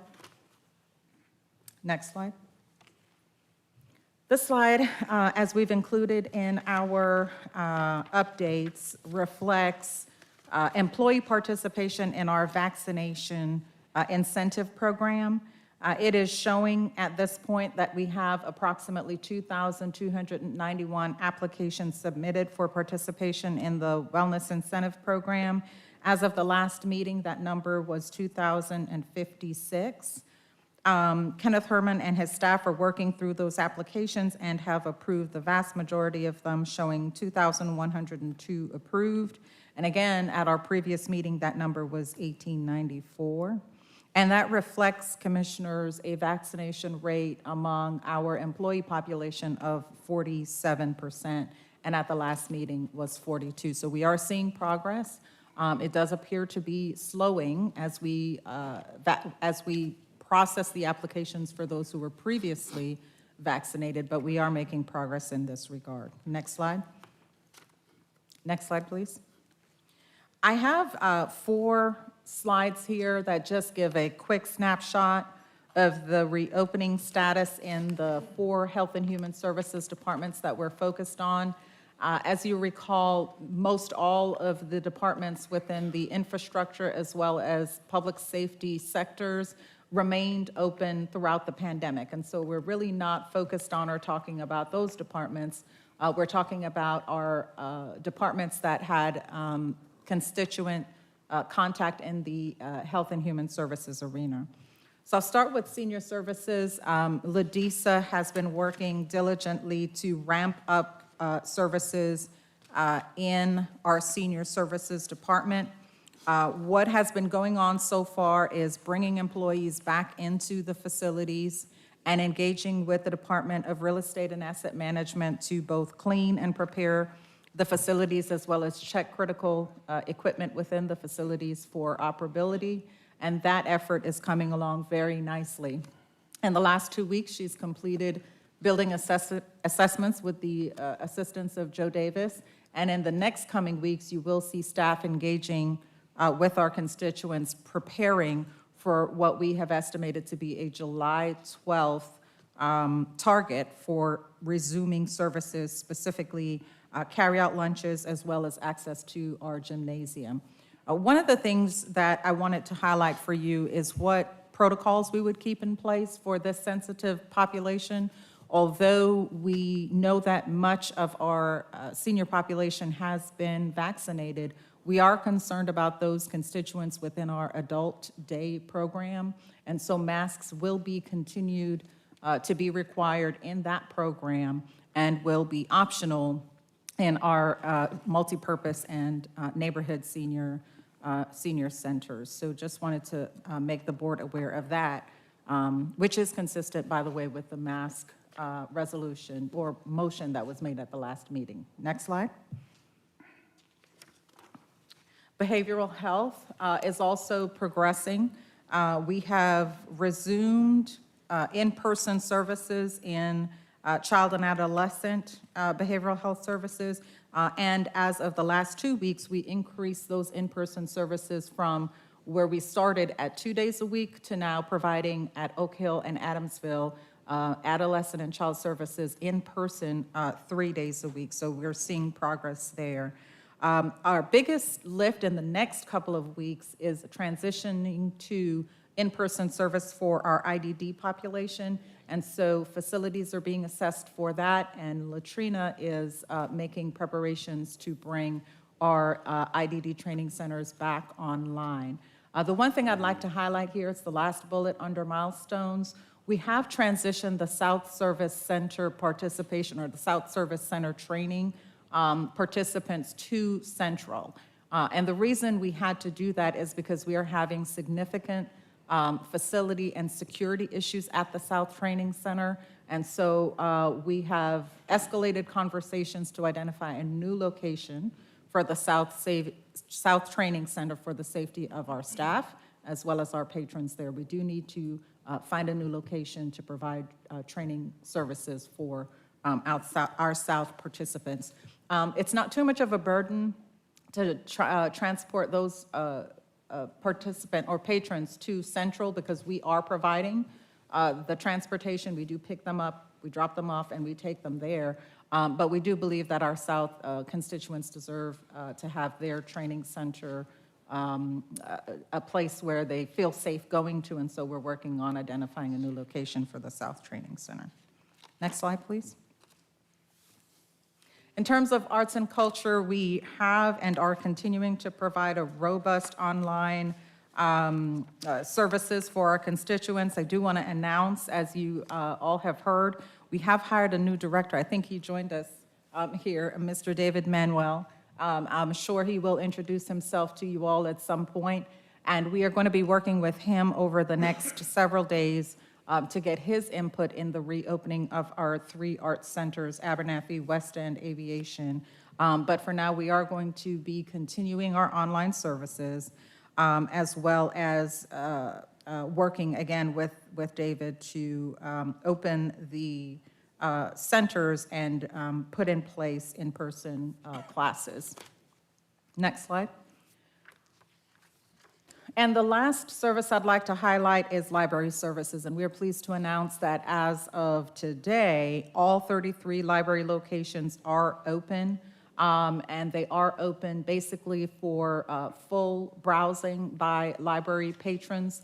The one protocol that we still have not lifted at this point is reservation of the conference rooms. We do still believe that for social distancing purposes, we'd like to try to keep those closed, and then we will work with Gail to figure out when an appropriate time is to open access to those centers. To those conference rooms. One thing that's not on this slide that I do want to highlight is that in the next 2 weeks of activities, we do, as it states here, want to maintain current service levels, but we are ramping up our planning for ribbon cuttings of the 10 renovated libraries. So you will be receiving invitations to library renovation ribbon cuttings that are within your district. So please look forward to those. And of course, we are continuing to prepare for the reopening of the Central Library, which we hope to celebrate sometime this fall. Next slide. I just have 2 slides to update the board on our progress on our rental assistance adjudication improvement plan. We have completed the steps that we provided to you at the last board meeting that were around revising the case review team structure. That's been completed, as well as improvements put in place around our analytics. Next slide. But what the board is probably most interested in is the effort that we informed you that we would undertake, which was increasing the number of case adjudicators by 70 And that has been complete, well, it started, hasn't been completed yet. We started onboarding those resources on this past Monday, the 14th, and hope for all of that to be complete by the 21st. So again, we do expect that you will be seeing an increase in the number of cases adjudicated on a weekly basis as a result of these increased resources.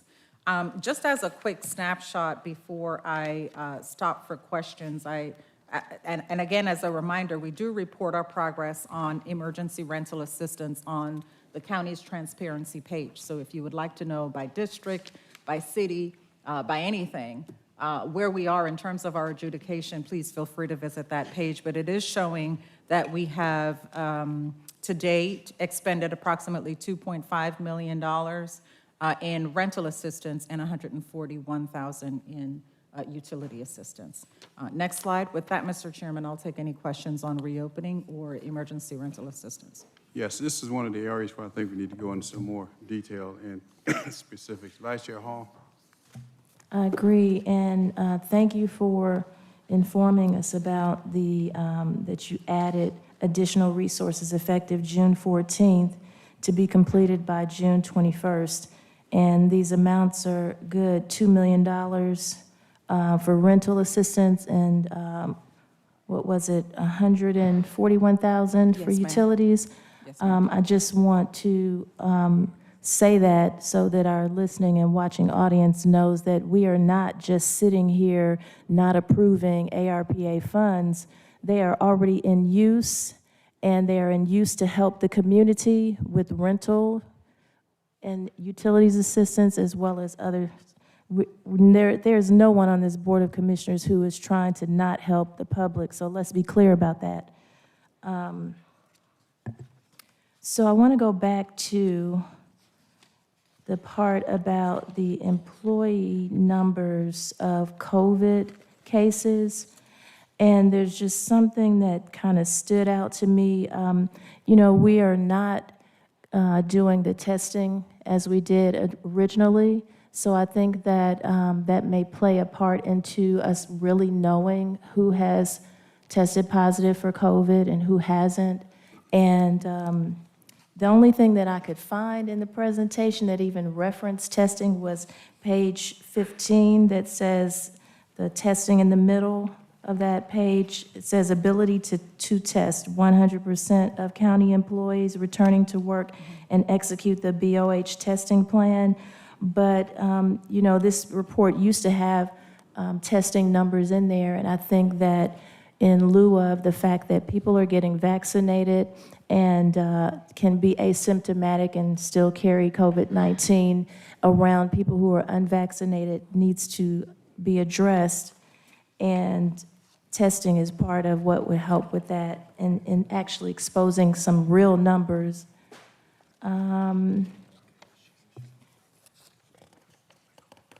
And that is it. Yes, okay, and that's it. Thank you so much for this information. It's outstanding. Commissioner Hausman, followed by Commissioner Abdul-Rahman. Yes, thank you, Mr. Chairman, and thank you, Anna, for that update on the rental assistance and the opening plan. I have questions for each. So you said we've now allocated $2.5 million, correct? Yes, ma'am, $2.54 million. What's the total that we have available at this point? So we received an award of $18 million. We will be using the 10% administrative portion of it, but the original award amount for emergency rental assistance was $18 million. We have since received additional funding for a high-need category for emergency rental assistance, but the criteria for eligibility is pretty much unchanged for that amount. The basic difference is that we can pay tenants directly on that second tranche of funding. Which was how much? How much of the 12? award did we receive? It's a total of $25 million. $14 million in the ERAP 2, $14 million is considered regular, and $10 million of that is considered the high need allocation. So Okay, I guess my memory tells it's really me a total for both ERAP 1 and ERAP 2, we have received an allocation of 42 million. Okay, that's what I thought, it was around 40. So of the 42 million, and some of that can be used for mortgage assistance or no? No, this is emergency So rental this assistance. all for rental. So of the 42 million, we're still, relatively low in what we've given out at 2.5. So we have not begun implementation of the second tranche of funds. And I have concerns about implementing it in the same process that we're using for the first tranche of funds. So we haven't even started the second tranche, which is what makes it so important that we're putting this improvement plan in place to fully expend the first tranche of funds. So you're concerned about using the same plan? Do we have the flexibility to allow us to change our process? We do. I would say we have the flexibility to change the process, but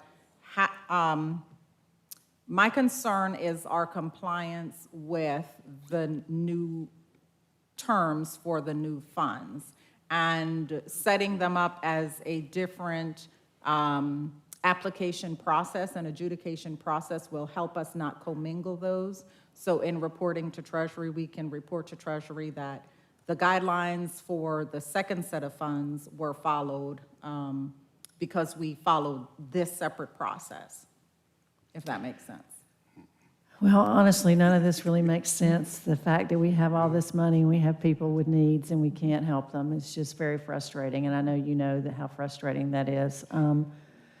So someone is behind 6 months or whatever, they should get approved, but we're struggling to get them approved because of the requirements. They get a job, but there's no way for them to get out from underneath a 6 or 8 month backlog on their rent. Do they still qualify? Does their job preclude them from receiving these funds? How does that play into this?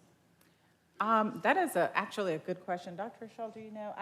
I mean, I would suspect that the requirements are as of the time of the application. I certainly hope so. Yes. So Pamela Rochelle, Deputy Chief Operating Officer.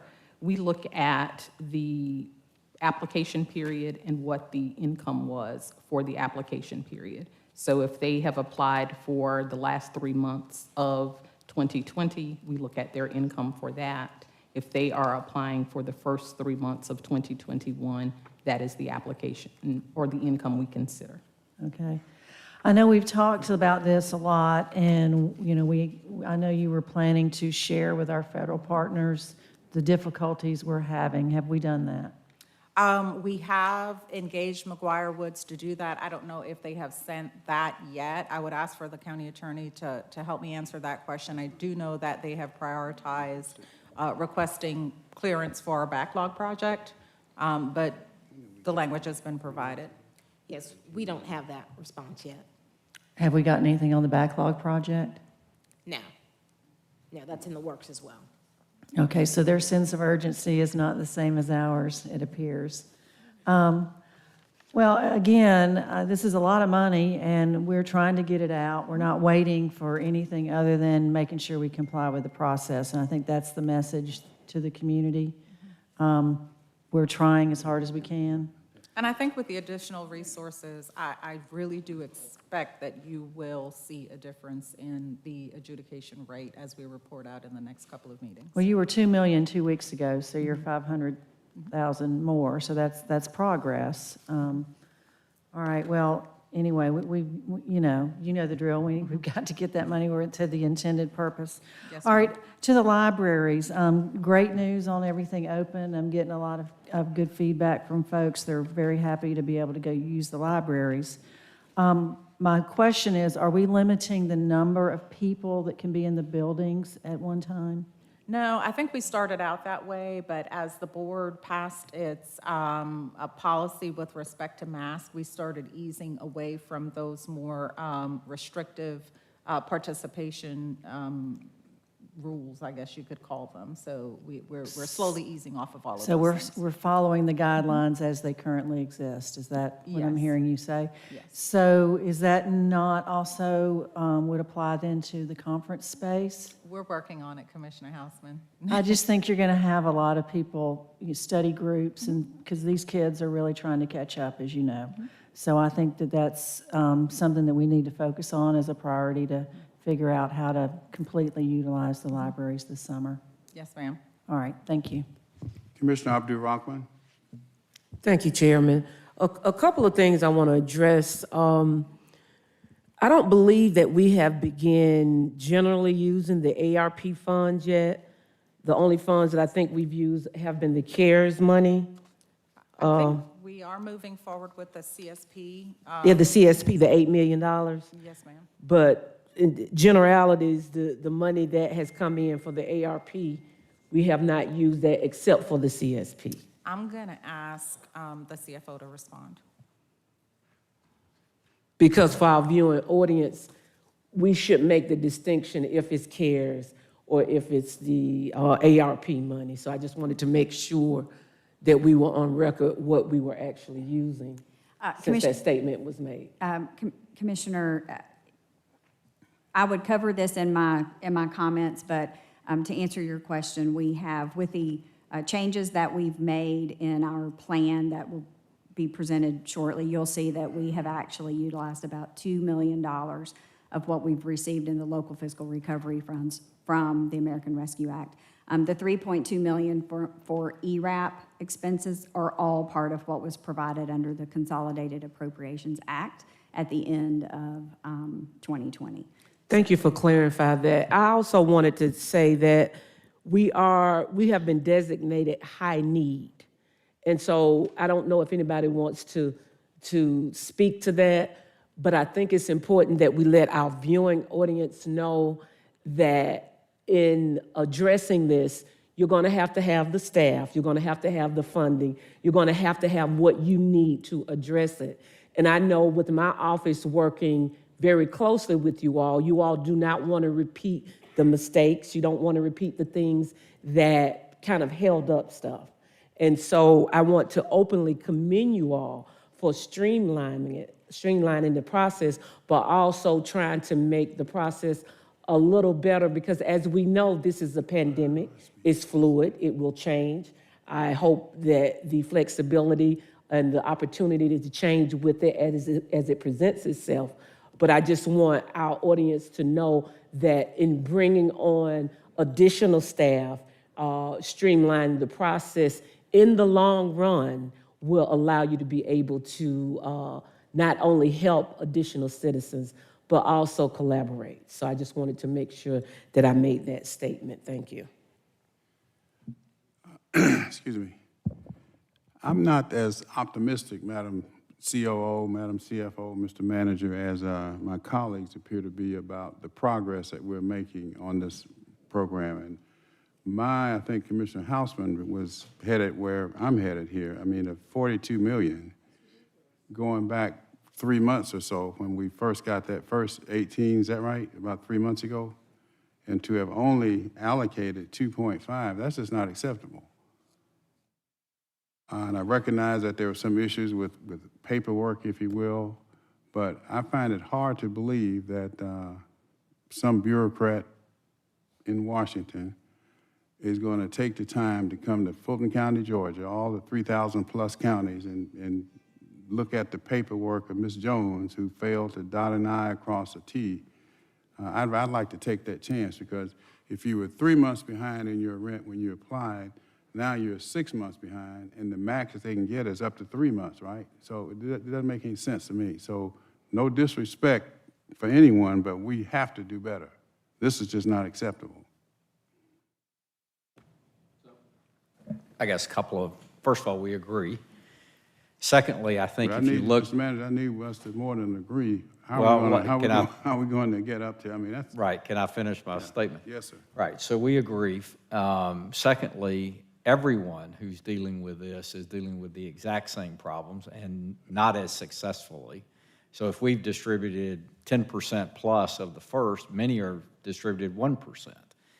Third is, just to remind you, which I think this is important for the public to know, on this administrative side, the going in direction from the act was to use no more than 10% of these funds for administration. We're doubling that with this additional resources. So we found that the process, even when streamlined, cannot be done in an expeditious manner without doubling the amount of expense to administer it. But we're going to take those funds out of the American Rescue Act to do so because we think that's the highest and best use of that. That all said, I think we've all got to explore every option because I agree with you, it may not be, this may not, although the projections from the people that are working with us is that the doubling of administration will get the 18 million done in 8 weeks, as opposed to what would have been 1 year. Now, is that good enough? It's still not really satisfactory, but that's the best plan that we have right now.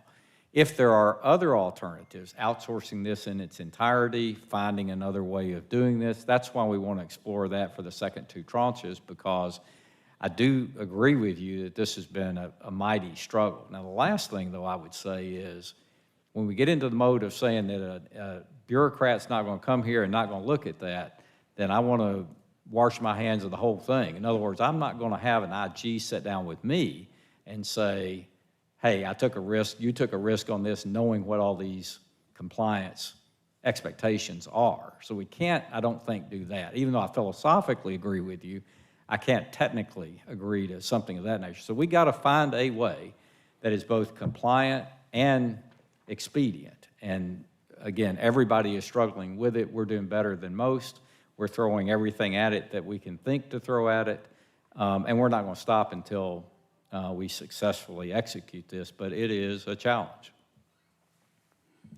Okay, thank you, Mr. Manager. Commissioner Ellis, followed by Vice Chair Hall, and back to Commissioner Abdul-Rahman. Yeah, I was going to make the comment that the manager made about just there has been a lot of commentary in the press about jurisdictions across the United States who are struggling with this, and you know, our results are a little bit better, but obviously, you know, not something that we should be jumping up and down about, nor is anybody. So,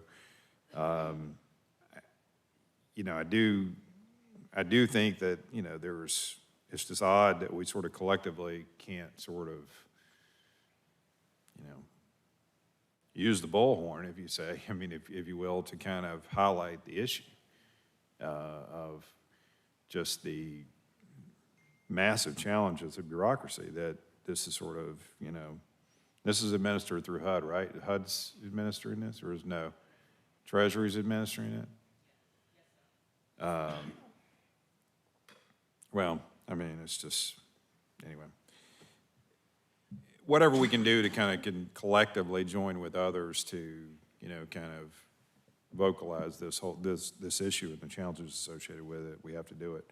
I wanted to shift gears just a little bit. I think you already went through this, but on the obviously great news that we didn't have any, you know, positive tests amongst our employees, cases since our last meeting.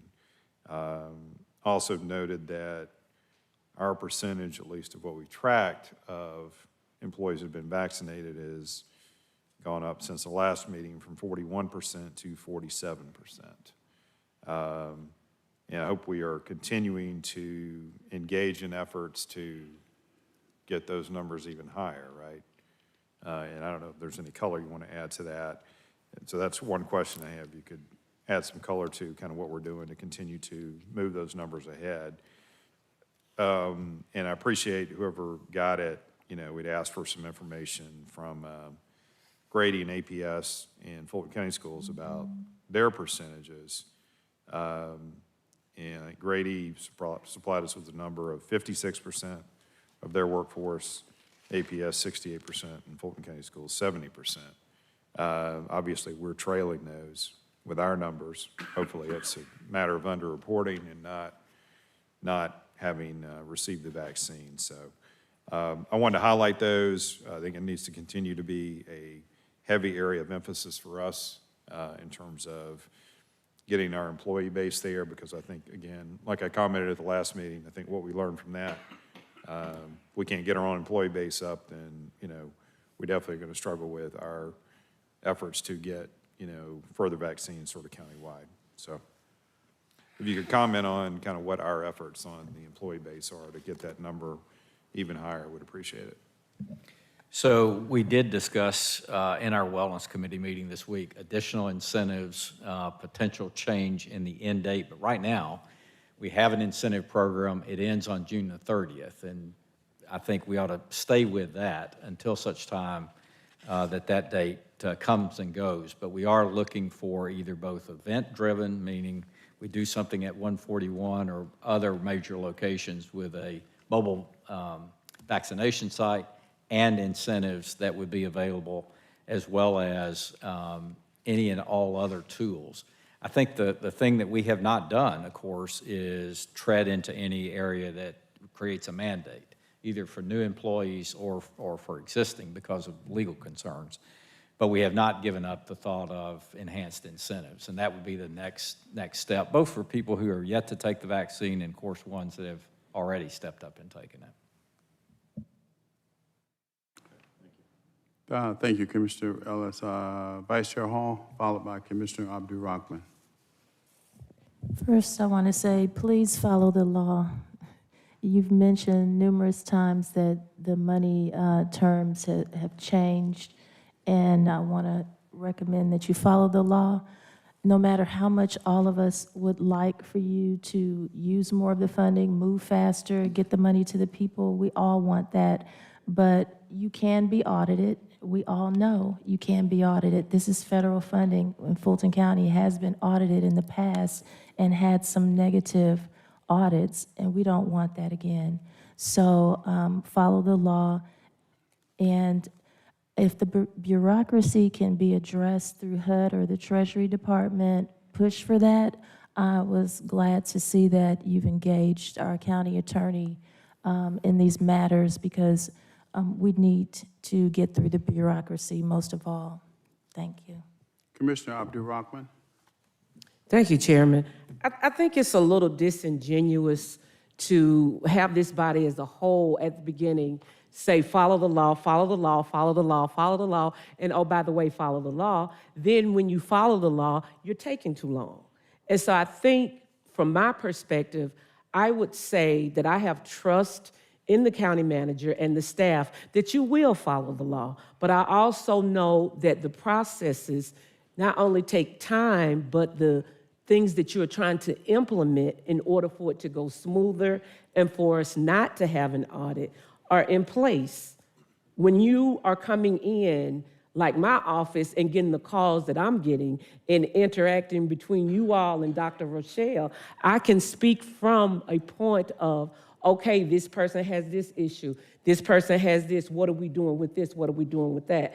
And so I guess for me, if we are going to truly be effective and support the community, we must understand that the regulations are in place for a reason, and we should follow the law, but also allow the county manager and those individuals to do what they need to do to safeguard, because I understand earlier someone made the comment, we don't want Fulton County to be sued. We don't want a black eye behind this. And so I guess I would just reiterate that a lot of this is dealt with in the RIP plan, but that is that which isn't, we need to understand that we are in a pandemic.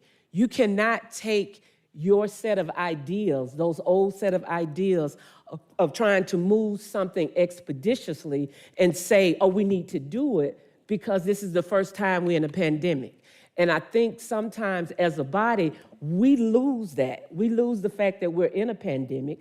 And so we're doing something for the very first time that we have not done before, and that is to be fluid, to change if we need, to increase and streamline, but we are in a pandemic. And so I don't want us to give the viewing public the impression that we're lagging or we're taking our good old time, because we're not, but we are trying to make sure that Fulton County, here again, I'm biased to Fulton County, we're number one. People look at us and try to replicate what we're doing. And so I think it is very important that we stick to what we said at the beginning, to make sure that we're not litigated against, to make sure that we're not sending any money back, and make sure that we're protecting all of the stakeholders. Vice Chair Hall. I'm glad you agree that we need to follow the law. So, can someone please provide the definition of a pandemic? Do we have someone from the Board of Health or County Attorney? Can you provide the definition of a pandemic? And then once you do that, can you let us know, are we still experiencing a pandemic with the numbers that have come back so low as far as cases and deaths? No. Come down, please. Come down.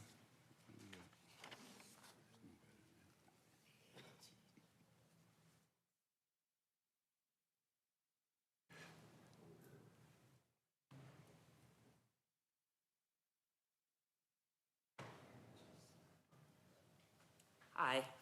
In brief, a pandemic, it refers to regions. This is a pandemic because it's affecting multiple regions across the world.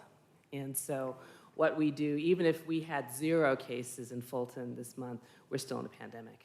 Thank you. Thanks. And I have an email from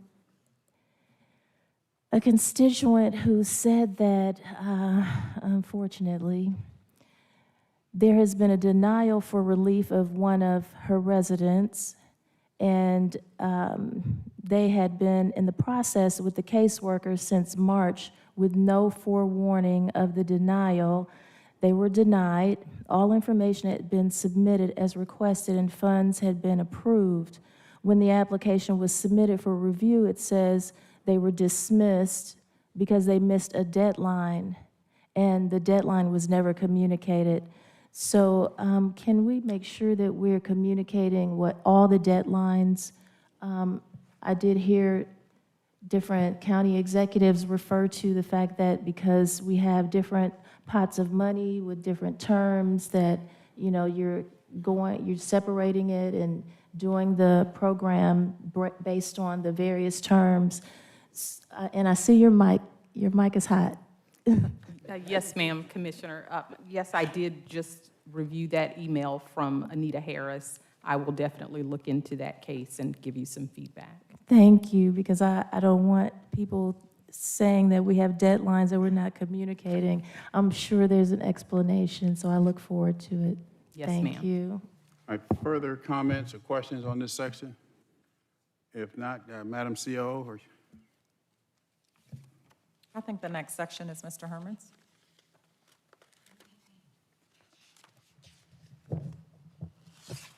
Next slide, please.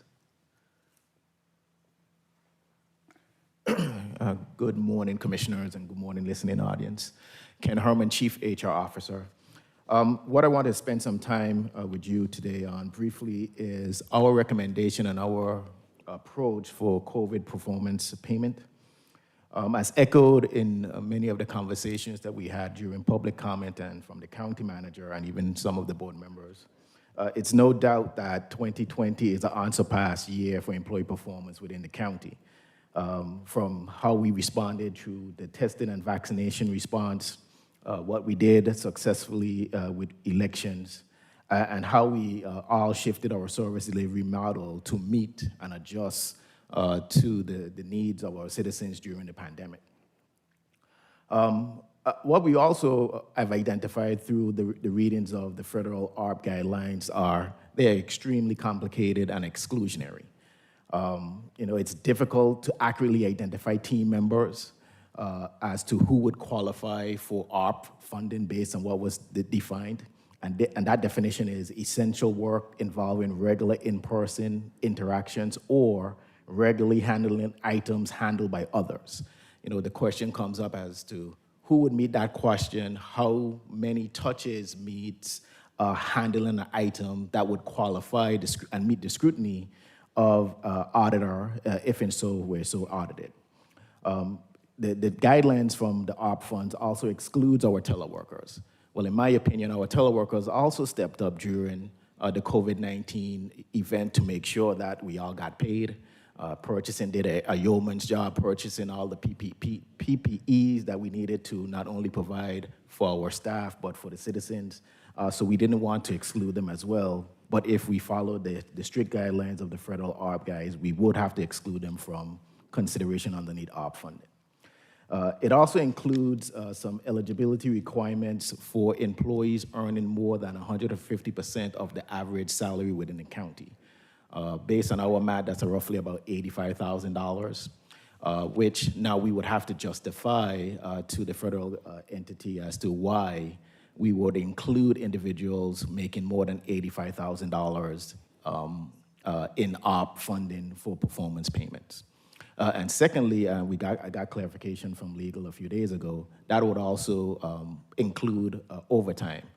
So now we have to go back and look at our sheriff deputies who may have earned more than that $85,000 target when you include not only their base pay, but their overtime pay in that analysis to now have to write a justification, if in fact we're going to follow the strict guidelines of the ARP funding. So I think what we've recommended and what Ms. Whitmore and her team in finance would finally go through at the end of this presentation is that we're recommending that all the payments for the performance payment will be made from emergency reserve funds and other sources. And we're also recommending that the county pay-per-performance model is the best means for rewarding our employees. It keeps the expectation constant, which impacts trust. And as you are well aware, commissioners, we have been working on our trust coefficient for many years as we've been doing surveys of the workforce, and we don't want to do anything to break that trust. It's easily understood. Most of the employees understand the premise of a percentage increase, similar to what they would have in a COLA, as well as they fully understand what we've done for the last 2 years for performance payment when they've earned a percentage, a bonus based on a percentage of their salary. And I'd also like to stress that our performance pay model was not something that was developed in isolation. It was developed in working with the leadership team, the employee associations, and elected officials to make sure that everyone fully understood and had buy-in to how the model would work. And I'll also end there that it has been successfully implemented without any significant challenge to our methodology or process. Next slide. So what I wanted to spend a few minutes on today just to speak to how the model will look, the 3 scenarios that we've looked at and that have been talked about at 1 or 2 of the board meetings. So first, to clarify, underneath this new approach by utilizing emergency reserve funding and other sources, all employees will be eligible.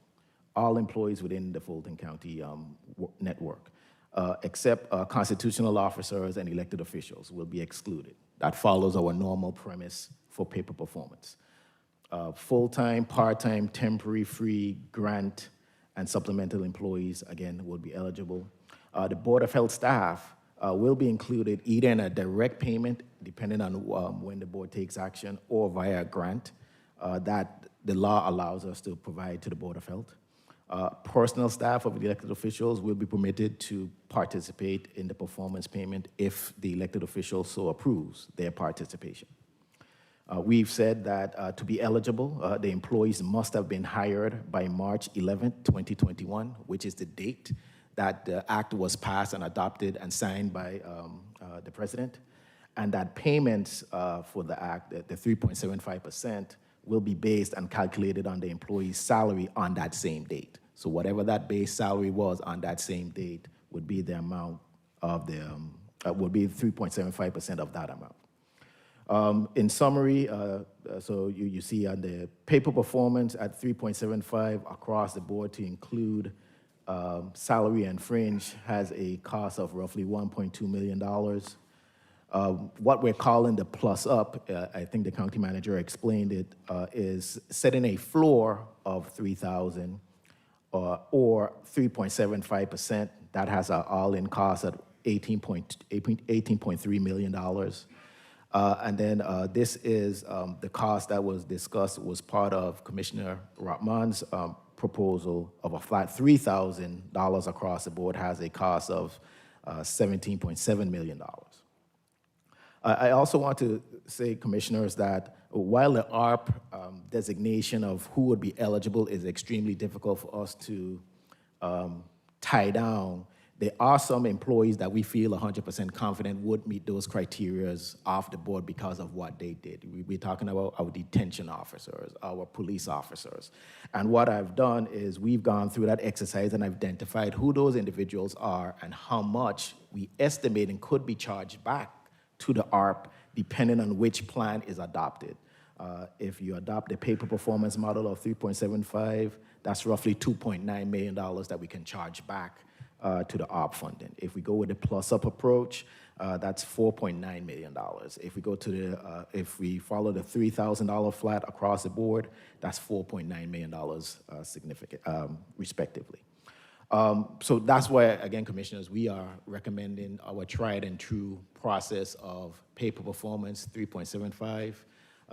Again, just to recap, it's something that the employees are familiar with.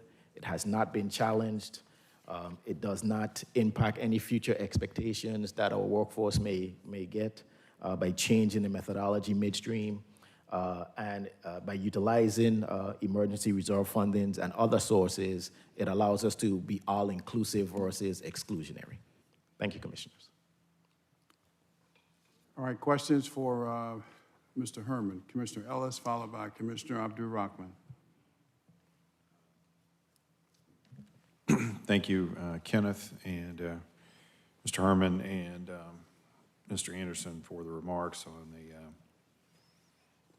performance payment. So just for the record, you know, the recommendation from the management team is that you're asking for the board to support the pay for performance option noted up above of 3.75%, correct? That's correct.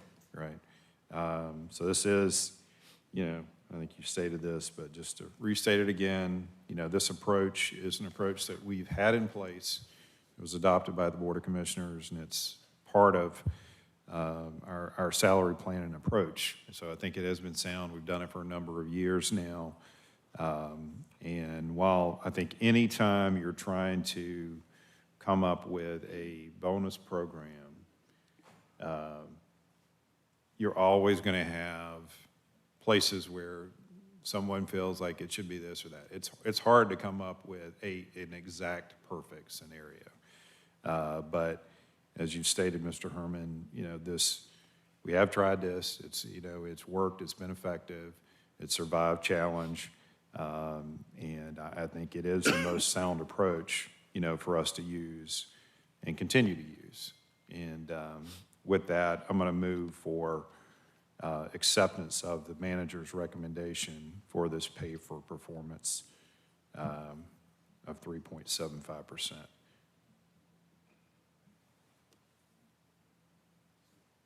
So you're making a motion? Yes, sir. All right, you've heard the Ellis motion. Is there a second? And I'll second it for discussion. Okay, I'll second for discussion. Commissioner Vice Chair Hall has a question on the Ellis. I just have a question about how many employees would receive lower than $3,000 under the pay for performance of 3.75%?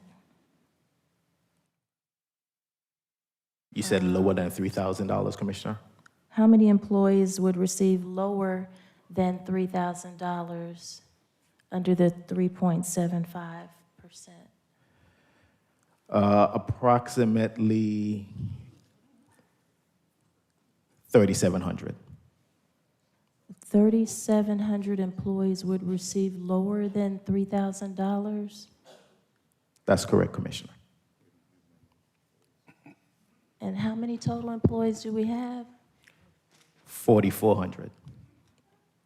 3,700 employees out of 4,400 employees would receive lower than $3,000 from, okay, thank you. All right, the motion on the floor is to accept the,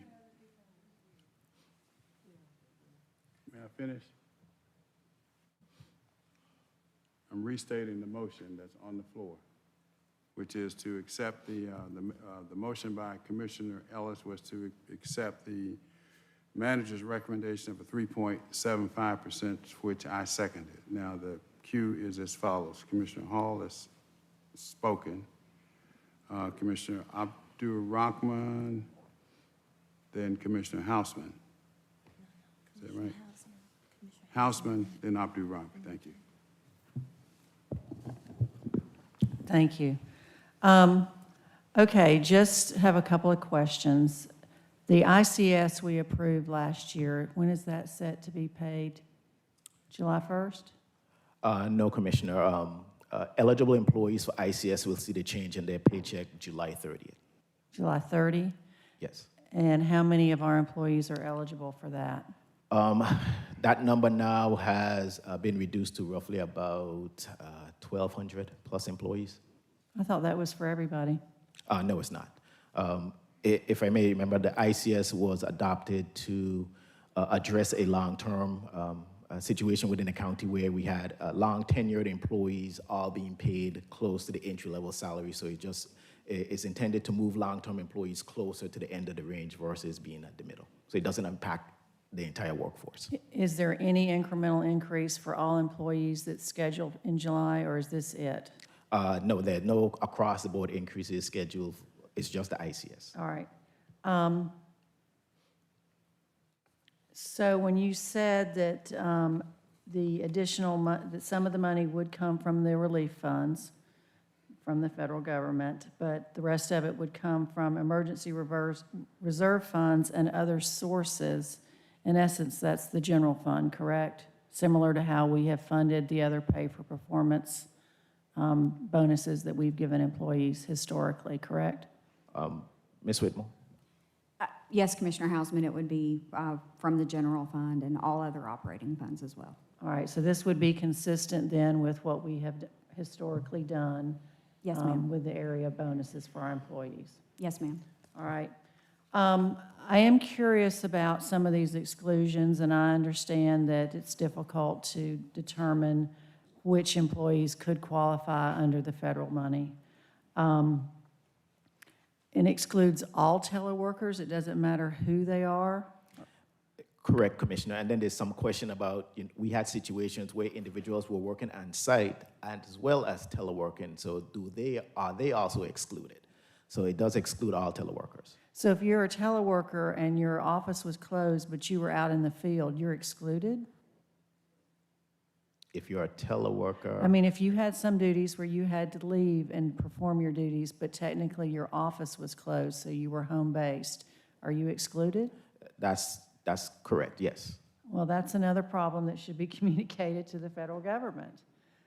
I mean, some of these things do not make common sense. So I hope we are actively because if we approve this, which, while I'm very proud that we did not lay anybody off, and I hope everyone that's employed with Fulton County recognizes the lengths we went to make sure that everyone continued to be employed. I'm not opposed to a performance bonus, because we have approved that in the past. But I don't know that I necessarily think we should be satisfied that some of these categories would not qualify if they were explained properly. So I know we're making a lot of our issues known to the feds. I think this is one of them. That to me makes absolutely no sense. If you are out in the field, your office has been closed, so you've been working technically from home, that doesn't mean that you did not do work and weren't interacting with people that would qualify if our offices had been open. So I just think that makes no sense. If we approved this today, when would it be dispersed?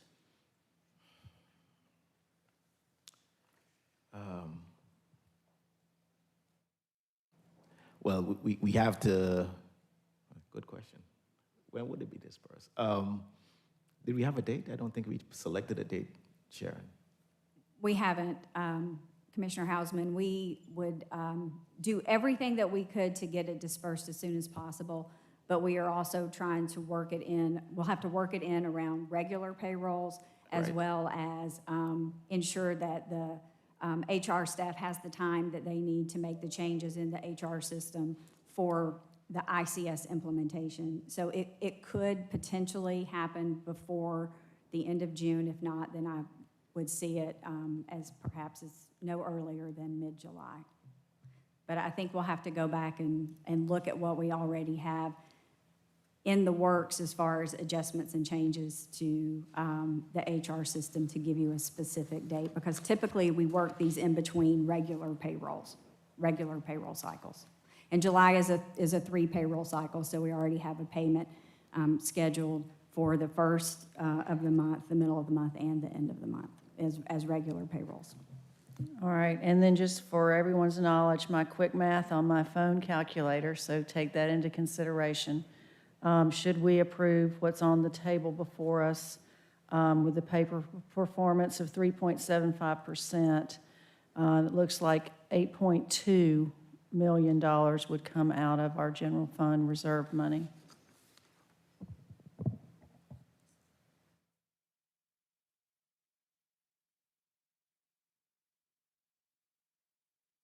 Okay, Commissioner Abdul Rahman, followed by Vice Chair Hall.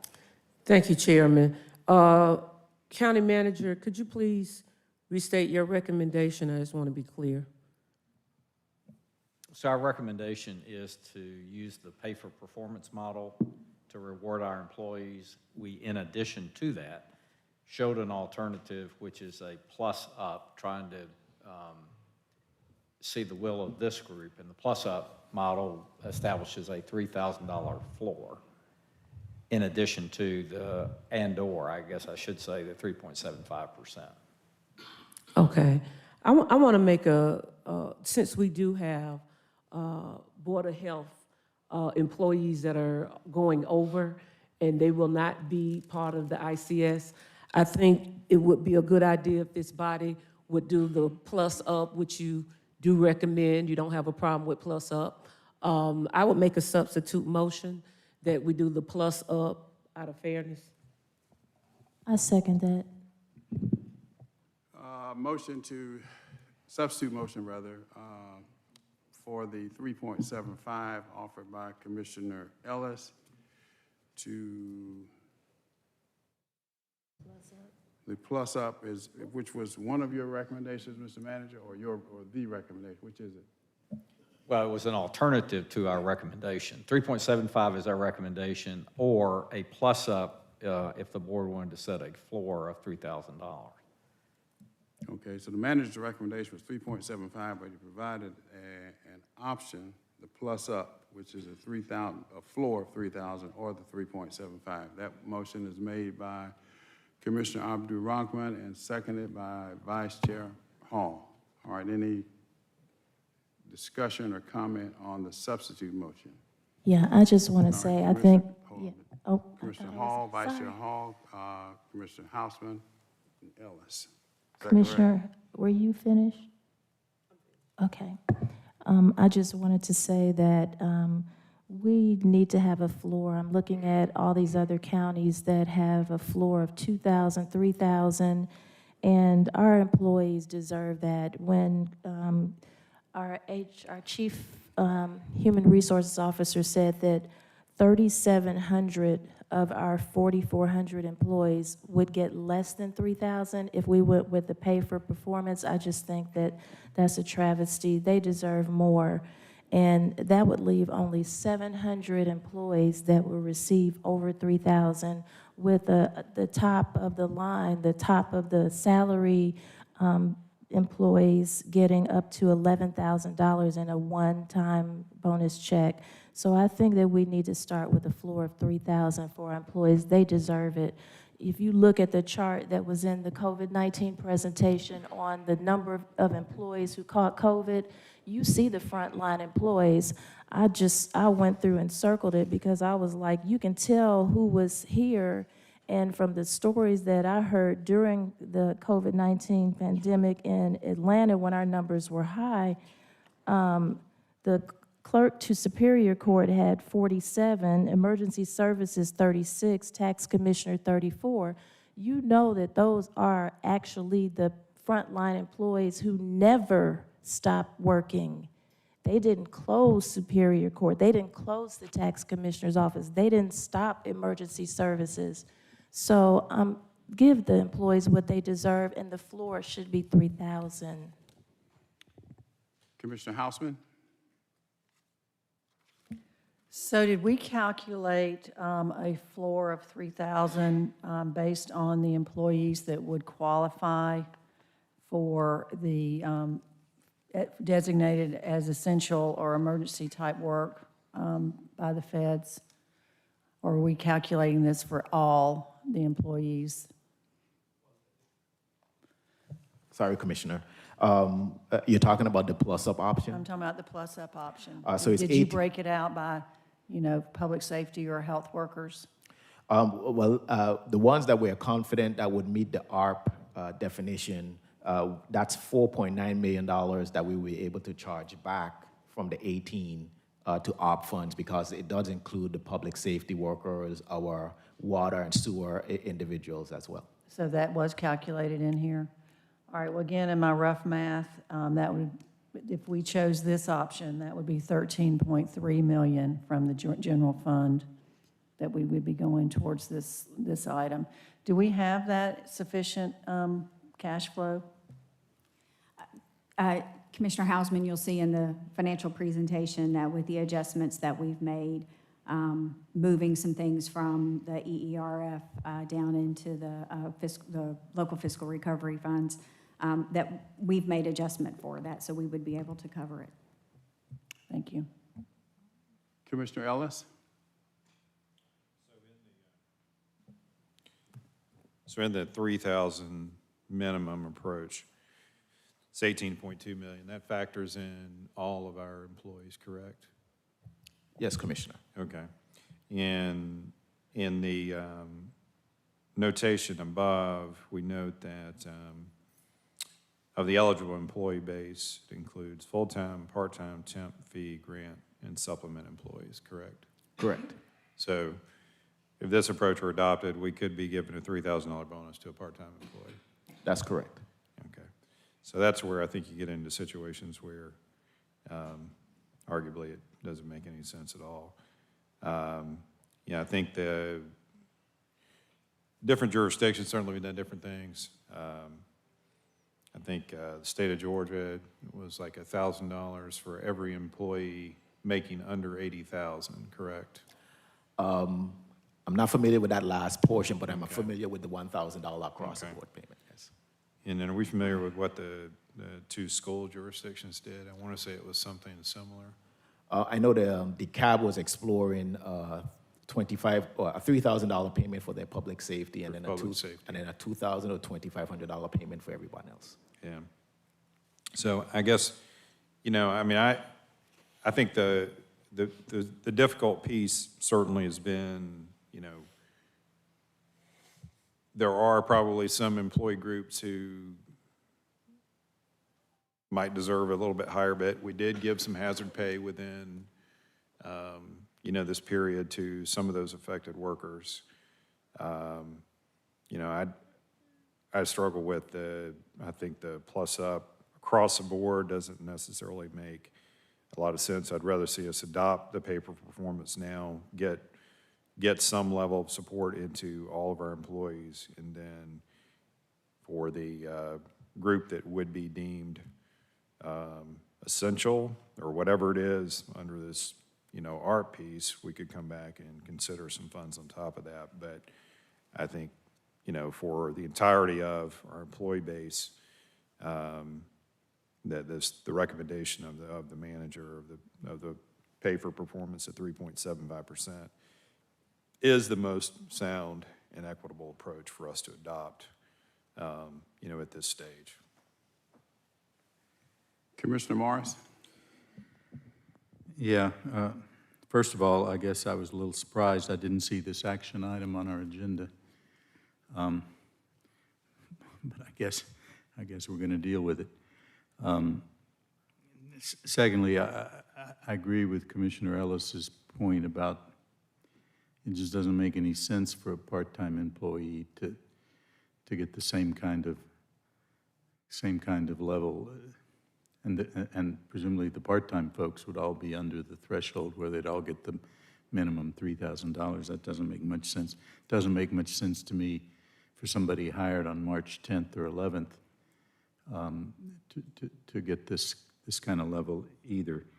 It's just, I think it's a complication to get this floor in that just presents some unfairnesses. But aside from that, and I guess I've been a broken record on this, having been a CFO of a relatively small business for 32 years, and going through tough times where the private sector employees sometimes have to take pay cuts, sometimes have to lose jobs, to keep paying taxes so that the public sector employees can keep their jobs and get bonuses and get raises. Just you know, it's sort of backwards to me that the private sector works for government, not the other way around sometimes. And I know so many folks, and I've dealt with so many folks who've lost their jobs, who've had to take pay cuts, who weren't getting paid at all, certainly weren't getting bonuses, but continue to have to pay their taxes so that the public sector can keep their jobs and get bonuses and increases in pay. It's just a problem for me, so I'm not going to be supporting this plus up. I'd be delighted to support the pay for performance threshold, but the extra $7 million or net, however many $1 million net of ARP funds, is just unnecessary spending to me. Commissioner Abdul-Rahman, excuse me. Here again, I keep hearing performance pay, performance pay. Rescue, RESCUE. What you're basically is telling our part-time employees, they're not important. There were part-time employees that were very essential, that worked 40 hours. So basically what we're doing is we're actually saying to our part-time employees that you're not important. I still want to drive home, because I think what gets lost in the sauce, so to speak, is rescue. We're doing this as though it's not a pandemic. We're doing this as though our employees were not affected by job loss in the household, that they were not affected by trauma, with watching people of color being killed daily, and they still had to come to work. They still had to come to work and maintain our high rating. And then what are we doing, and what position are we putting our leadership in? Now it becomes a morale issue. Are we putting our leadership in the position that they're going to have morale issues because we feel like part-time employees, by virtue of the fact that they're part-time, that they're not worthy? I think if we look at it, once again, it's a pandemic. We're putting old ideals to a new problem that we've never experienced before. And the moral dilemma that I want my colleagues to know is $3,000 may seem a lot to you, but $3,000 to an employee may be the difference between them keeping their home, may be the difference between them keeping that child in school, that person going away to college. And so I would humbly ask that you remove the old thinking of this is performance pay. The old thinking of, well, I would have an issue with someone being part-time. I tell you, it's a lot of part-time employees that step to the plate. And in my recollection and conversations with the county manager, he agreed. Thus, the plus up, because if a person actual 375 didn't land them at 3,000, it would bring them up, and there's no difference. There's no difference. And so I would humbly ask my colleagues to come out your own privilege, come out your own household, come out your own way of thinking, and understand that Fulton County employees rose to the occasion. For once, let's do the right thing. Let's not give management the issue of having to manage low morale because we didn't think that the part-time employees were worthy. Please do the right thing. We're talking about people's lives. Thank you. Excuse me, Vice Chair Hall. Thank you, Mr. Chair. I agree wholeheartedly, Commissioner Abdul-Rahman. We do have to look at the fact that, number one, this says COVID performance payment. What we passed before was a pay for performance, and we didn't have COVID at that time. This is different. This is COVID pay for performance. All we've talked about is essential employees. When we originally passed a pay for performance, we weren't talking about COVID, a pandemic, or essential employees. That's what makes this different. And yes, part-time temp employees are just as important as the other employees. They still had to face family members passing away, being sick, hospitalized, their own sicknesses, coming to work, still trying to serve the public.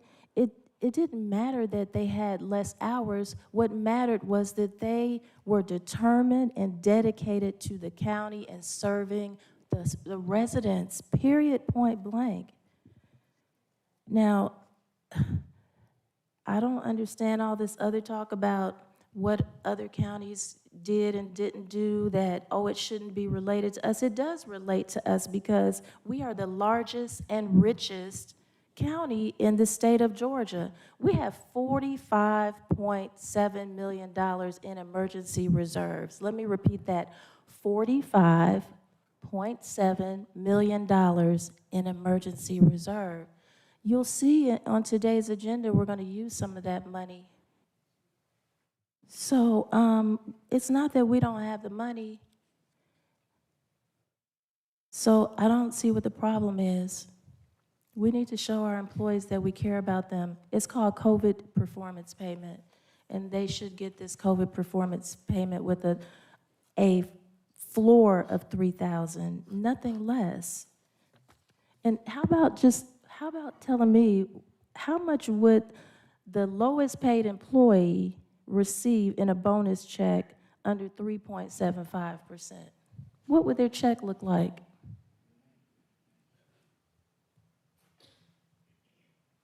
If Madam CFO can do it faster, whoever can do it the fastest and provide that answer. Commissioner, our lowest paid employees are full-time employees make $27,000 across. 27. That's not even that's not even a living wage. Well, living wage is part of ICS, so all of those $27,000 will move to 32 on July 30. That's the ICS solution. So at $27,000 annually, you have at 3.75%. That's $1,000, $1,012. So, and how many of the lowest paid employees do we have out of our 4,400 total employees? You're talking at $27,000 and below.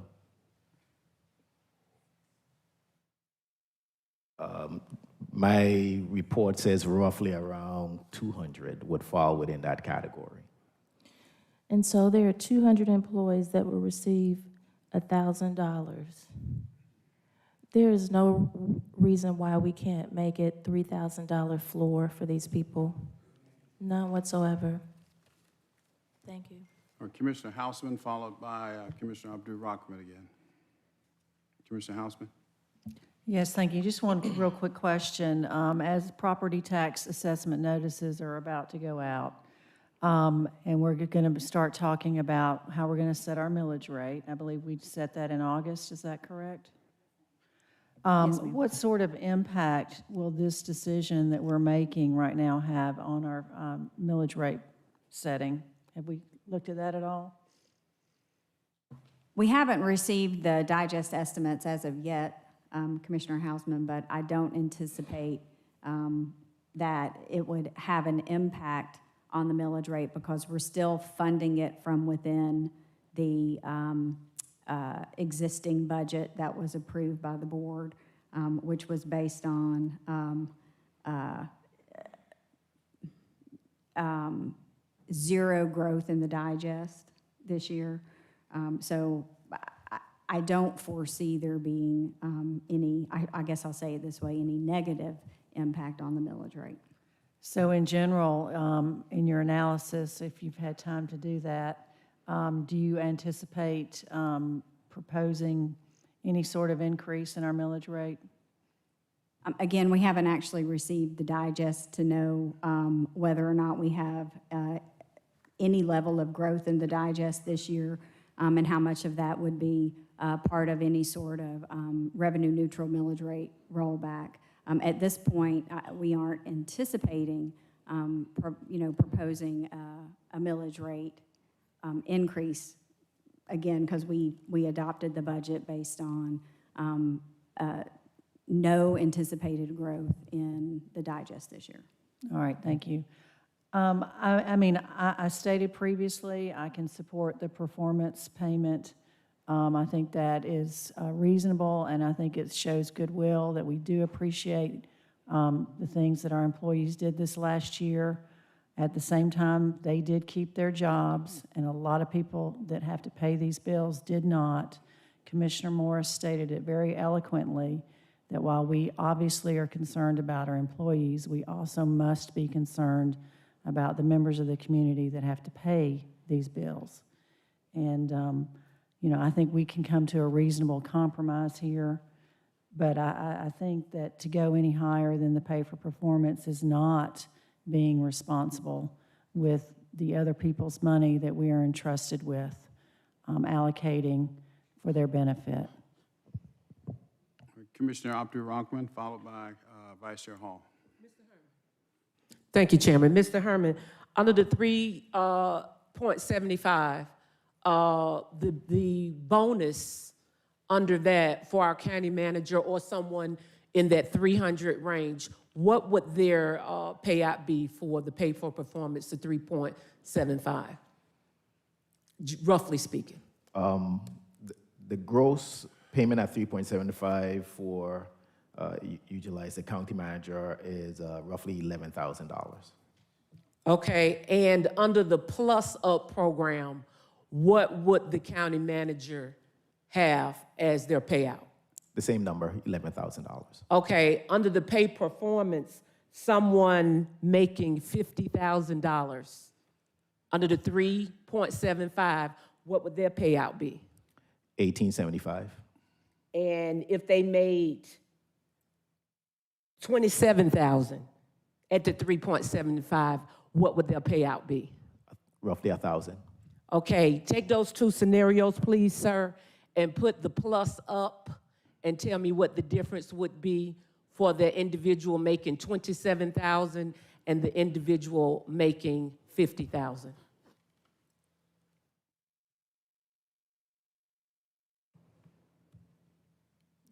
You said 50,000, Commissioner? Yes.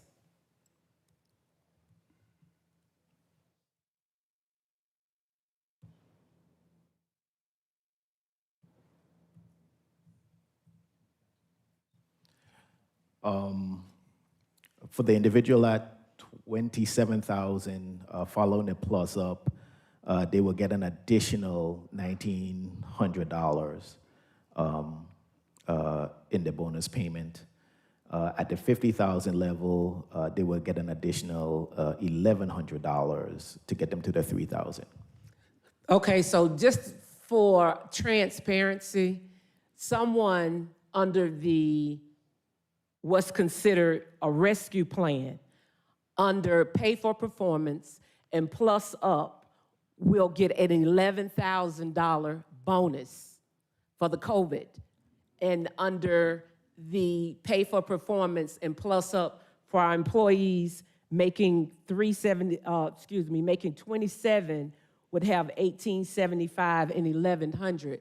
So you're talking about a pay up difference of maybe $1,800 or $1,000 difference. In addition to what they were In addition to what we Yes. would give them anyway. Yes. And so let me make sure I understand. $11,000 1,100. rescue. Oh, sorry, go ahead. Yeah, $11,000 rescue. Rescue plan, $11,000 payout. But an employee making $27,000 would get a little over $1,000, and an employee making $50,000 would get $1,875 under that plan. Underneath the 3.75, correct. But if we were to go with the plus up, which we have said we have the funding for, we would add only an additional $1,000, a little over $1,000 to that 50,000 and 18 to that 27. I want to make sure. That's that correct, Commissioner. Okay, thank you, sir. Vice Chair Hall. Thank you, Mr. Chair. Mr. Herman, can you tell me what the total number of part-time employees and temp employees is?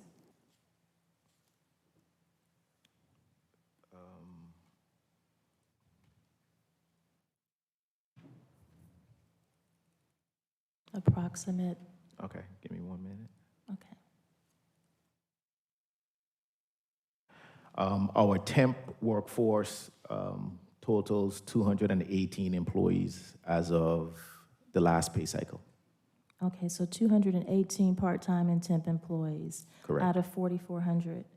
And what is the percentage of taxes that are taken out of these pay-for-performance checks?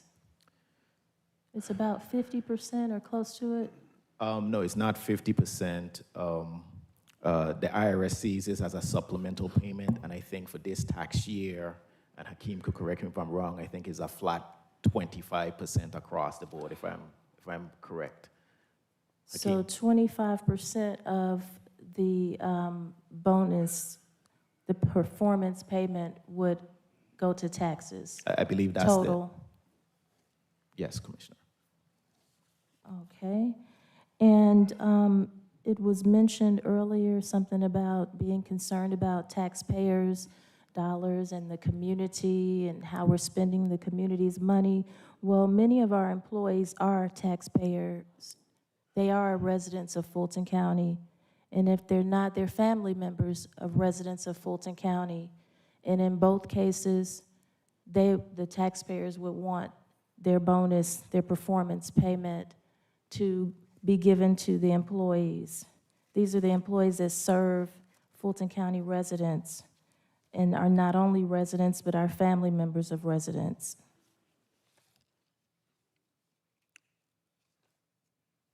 All right, any other comments?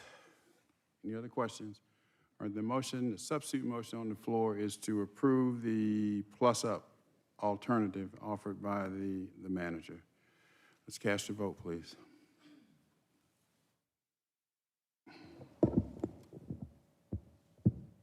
The vote is open.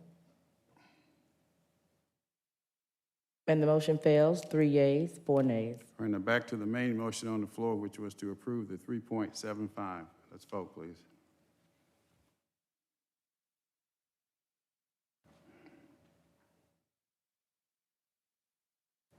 And the motion passes, 5 yeas, 2 nays. All right, Madam CFO, are you up now or continue with this? Yes, Mr. Chairman, thank you. If we could go back to the slide deck, please. And move on to the next slide. Commissioners, we have provided an update on our, what we've termed the Consolidated COVID Response Plan. This is a view to put together all of the sources, potential sources of funds. At the top, we have the General Fund Emergency Expense Reserve Fund. And we start with the information as presented on June the 2nd. We're sharing with you in the column labeled Plan Changes Those adjustments that we made in order to accommodate a pay-for-performance plan for employees, we moved a number of expenses out of that bucket down into the American Rescue Act. Those are expenses that we believe will qualify for use from the American Rescue Act, and allowed us to take what we had originally set aside out of the Rescue Act for premium pay and move it up into that general fund bucket. So those are the reason for most of the changes that you see presented in that plan changes column. Down at the bottom of the plan changes column, inside the green box, the American Rescue Act, you will see ERAP 1 and 2 additional operational costs. We are recommending an allocation out of our American Rescue Act funds of $5 million to be able to continue to fund the administrative costs associated with completing those programs. The other piece of information that we wanted to share with this schedule is to show you what the impact of the resolution that's been presented by Commissioner Abdur-Rahman would be on the operational plan. And so you'll see that the total amount of what has been recommended in that resolution was $44.8 million. And we've added that to the June 16th operational plan column to show you how things might look if the board chooses to enact that resolution today. And then lastly, on the far right-hand side of the column, we wanted to also show you the year-to-date expenses. Commissioner Rahman had made an inquiry about this during the ERAP discussion. So you'll see that with the realignment, we've also moved some of the actual expenses that we've already incurred out of our EERF down to the American Rescue Act. So we're currently reporting $1.6 million in actual expenses out of our EERF, $2 million in actual expenses out of the American Rescue Act fund, $3.2 million in actual expenses out of our ERAP 1, which is funded through the Consolidated Appropriations Act, and then $8.3 million in funds that we've identified as being reimbursable from FEMA. And down at the very bottom of the slide, you can see what the reserve is in our resources that we have, which would be $60.5 million based on the operational plan and 100% FEMA reimbursement as of June 16th. And with the addition of the items included in Commissioner Abdur-Rahman's resolution, it would bring the reserve down to $15.7 million. Next slide. This next slide shows you a multi-year view of the potential estimated actual cash inflows and outflows of all of the resources that are available. And you'll see that down at the bottom of the screen, we have a cash balance end of year at 100% FEMA reimbursement. That assumes that those costs that we've identified that are related to our current vaccination program as being FEMA reimbursable would be 100% reimbursed. And you'll see that we do, in that regard, we are able to retain a contingency of available cash through the end of 2024. In reality, these numbers will likely change as actual expenditures will probably deviate some over the course of time. But at a point in time, once we know where we stand with our FEMA reimbursements, we would come back to the Board of Commissioners with recommendations to begin to spend down those funds that are held in reserve. Next slide, please.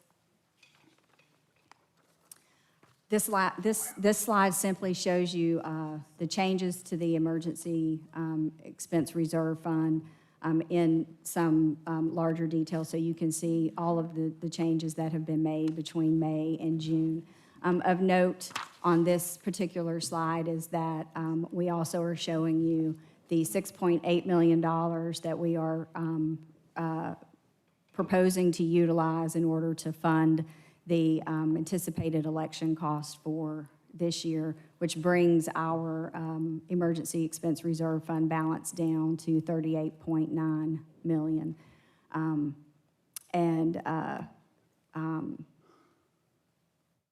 Below that are just this summarization of how the fund has been impacted. So we have $19.4 million that's reserved for potentially for FEMA non-reimbursement. $17.6 million has been transferred from EERF to FEMA awaiting reimbursement. And we also transferred $2.2 million that were related to the obligations we carried over from last year that were qualifying expenses. And then lastly, we moved $17.3 million out of the operational stability category down to ARP. Next slide, please. We've already talked sort of in depth on the emergency rental assistance program. This simply shows you the current allocations, what's been received year to date, and then our year-to-date expenses. So the ERAP 1 allocation of $18 million, we've received the full $18 million, and we've spent $3.2 million total for assistance payments plus administrative costs year to date. In ERAP 2, we have a $24 million allocation, of which we've received about almost $12 million, $11 million, well, actually $10 million. And we've not yet incurred any expense in that category. And then next slide. This last slide are a continuation of our next steps that we've presented to the board. Each time, the major change on this slide from previous slides is that we are now awaiting a response from Treasury on the court backlog plan, having engaged McGuire Woods to the McGuire Woods consulting arm to seek that out for us. Next slide. The next slide, actually, I'm going to let Hakeem share with you an update on, Mr. Chairman, if you will, an update on the minority financial institutions resolution, implementation of that, and then we can take any questions on the financials. Good afternoon, Commissioners. Thank you, Sharon. Before I start, or before I say anything on this, I just want to thank the chairman for getting us in contact with representatives of two of the banks. We're able to meet with them, I believe, if I'm not mistaken, I think it was on Monday we met, and I think the meeting was productive, and we should be able to establish some level of banking relationship with those banks very shortly. So next slide, please. So we have identified two of the minority-owned banks that we will establish a relationship with. One is a Black American bank, and then a Black American-owned bank, and then the other one is an Asian-owned bank. We're waiting for additional information from one of them, specifically the one that is Asian-owned. We want them to provide us a level of collateral, before we put any money in the bank. So they're working on that. And also with the resolution that the chairman was able to get added to the agenda today, that will also allow us to waive the issue of the years of operations, the number of years that they've been in operations. And then the next item is one of the bank, the one that is black-owned, we're requesting for them to provide us the capitalization information, which we did receive late yesterday. And I've requested for them to send us the necessary paperwork for us to open account with them. And then lastly, we will be reviewing our cash flow to determine the possible amount that we could invest, with these banks. That is where we are. We've looked, and there's a state law that doesn't allow us to bank with any institution without having some level of collateral. So that is something that is very, very important to us. And we need to make sure that we have that assurance from them in the event that there's a default, which we do not expect. But at the same time, we need to make sure that we safeguard and protect taxpayers' dollars. So that is where we are on that. Any question? All right. Any questions at this point regarding our effort with respect to minority female-owned financial institutions in the county? I'll just say quickly that we should really all be proud of this effort, and that it's really setting an example for the rest of the nation. I've gotten calls already to figure out how we're doing this, and others are going to follow suit, and in particular, the other 5 counties in the metropolitan area, and we're talking to the state of Georgia about having the state do likewise. So thank you all for your support on this. Commissioner Ellis. Thanks, Mr. Chair. No question on the banking piece, but I did just have a quick question on the court backlog plan. Once we get the guidance on that, is it something where we're prepared to start acting on it, and you don't need to wait for some sort of formal action from us as a body? I guess that's what I'm curious about. Yeah, so if you could, Alton, answer that. Commissioners and Chairman Pitts, let me Hold on 1 second, Commissioner. I'm sorry. Not Commissioner Alton. Mr. Chair had asked me the question about, just to restate my question, and that was basically, once we get guidance from the Treasury on the court backlog plan, is it something where we're prepared to start moving on? We're not waiting for any sort of action back from this board. So in other words, if you get guidance next week, and we don't meet till July, you've got the ability to start rolling with it. Yes, so the that's answer my to question. that is yes. But I thought it might be good for the board to know what all is going into the preparation of launching this. So I think, can you go into a little, not a lot of detail, but some detail and explanation on this, because I really believe that this is the heart of what we're doing with this ARP money. A lot of stuff, all of this criminal justice stuff, all of the back and forth about the jail, no jail, new jail, lease, rent, all of that is tied into this, reducing this backlog over the next 2 or 3 years. And that, from my perspective, that's going to be $63 million. That's well spent. I can also add that the other 4 of the big 5 counties are also probably going to follow our lead on this as well, because we're all faced with the same situation. So to your question, Commissioner Ellis, we do have a detailed plan for the rollout. We've identified the biggest part of this is going to be hires of individuals to increase the capacity of the court. We have the hires by month, by agency identified. We have identified some initial additional locations, 5 in the courthouse that we're gonna spin up, so to speak. We have 2 courthouses that the state has allowed us to use about a block and a half away. We're gonna use those for state court. We've started triaging how we're gonna get after these cases. We have weekly meetings with an operating team that's represented by every single one of the agencies. And so we are ready to go.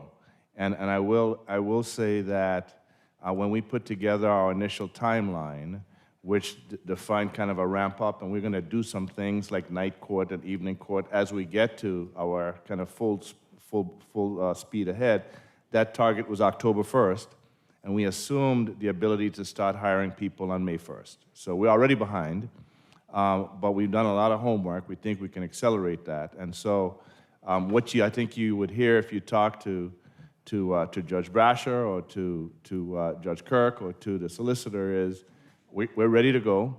And we are particularly concerned because we expect that there will in fact be a change to the restriction on the speedy trial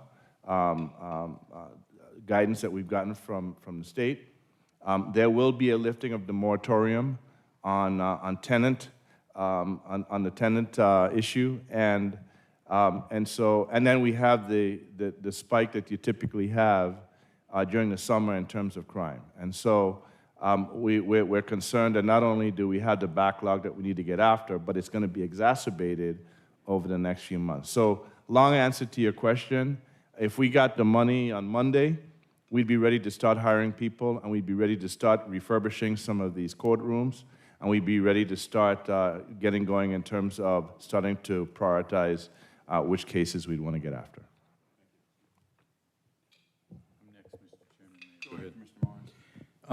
Great question, Commissioner Ellis. And I guess my follow-up is, if we don't get approved to do this backlog with these funds, it seems to me we still have to do the backlog project. And so are we really waiting until the bureaucracy tells us it's okay, or are we going to go ahead and do it somehow with Plan B? And if so, what is Plan B with respect to funding? Well, Plan B would be to source out of the $45.7 million some getting started money. At some point, since it's 60-something million, if it were a firm no, then we'll have to, I think, put that across multiple years in a general fund budget request. And I think the chairman asked me this morning this question, kind of a pointed way, and it was a very good perspective, and it's what you just made. Should we just simply move forward now? I think we've been on the precipice of always having the answer. In other words, we're anticipating a positive answer. But I do think, give us this week to fundamentally look at, should we just move forward? And if so, how within the funds that we currently have in the plan?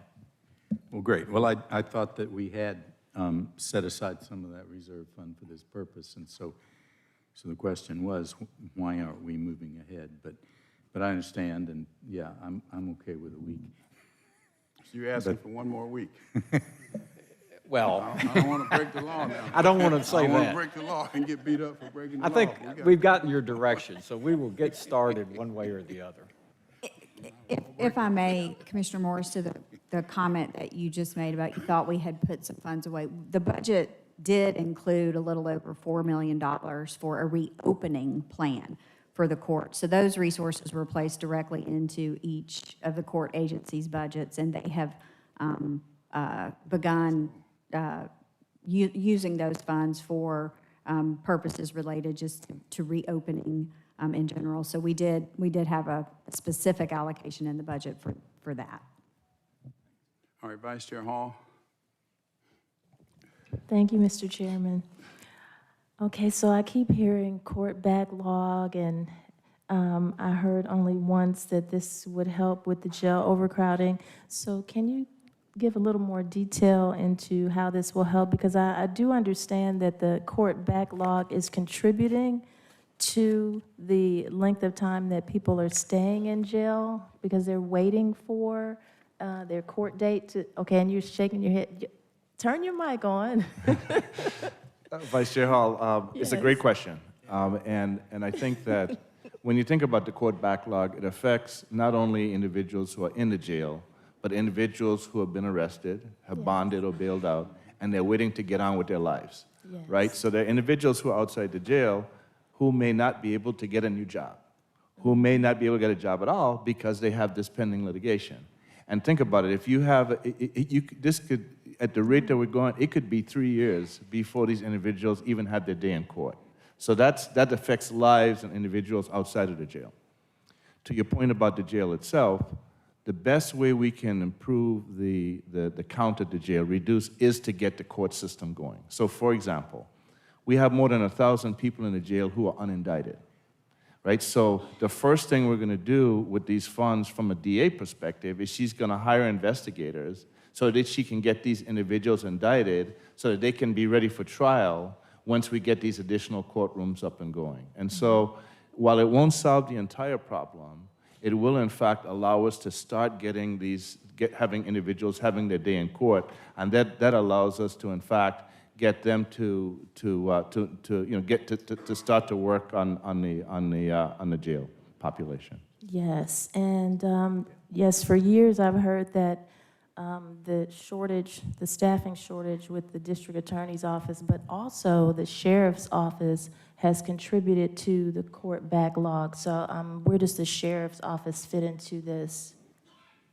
We have, I don't have the numbers in front of me, but we have, I think, I'm going to guess somewhere around 35 to 40 people specifically in the sheriff's office that are going to be hired as part of this. So every agency is going to get additional resources. We're going to hire public defenders.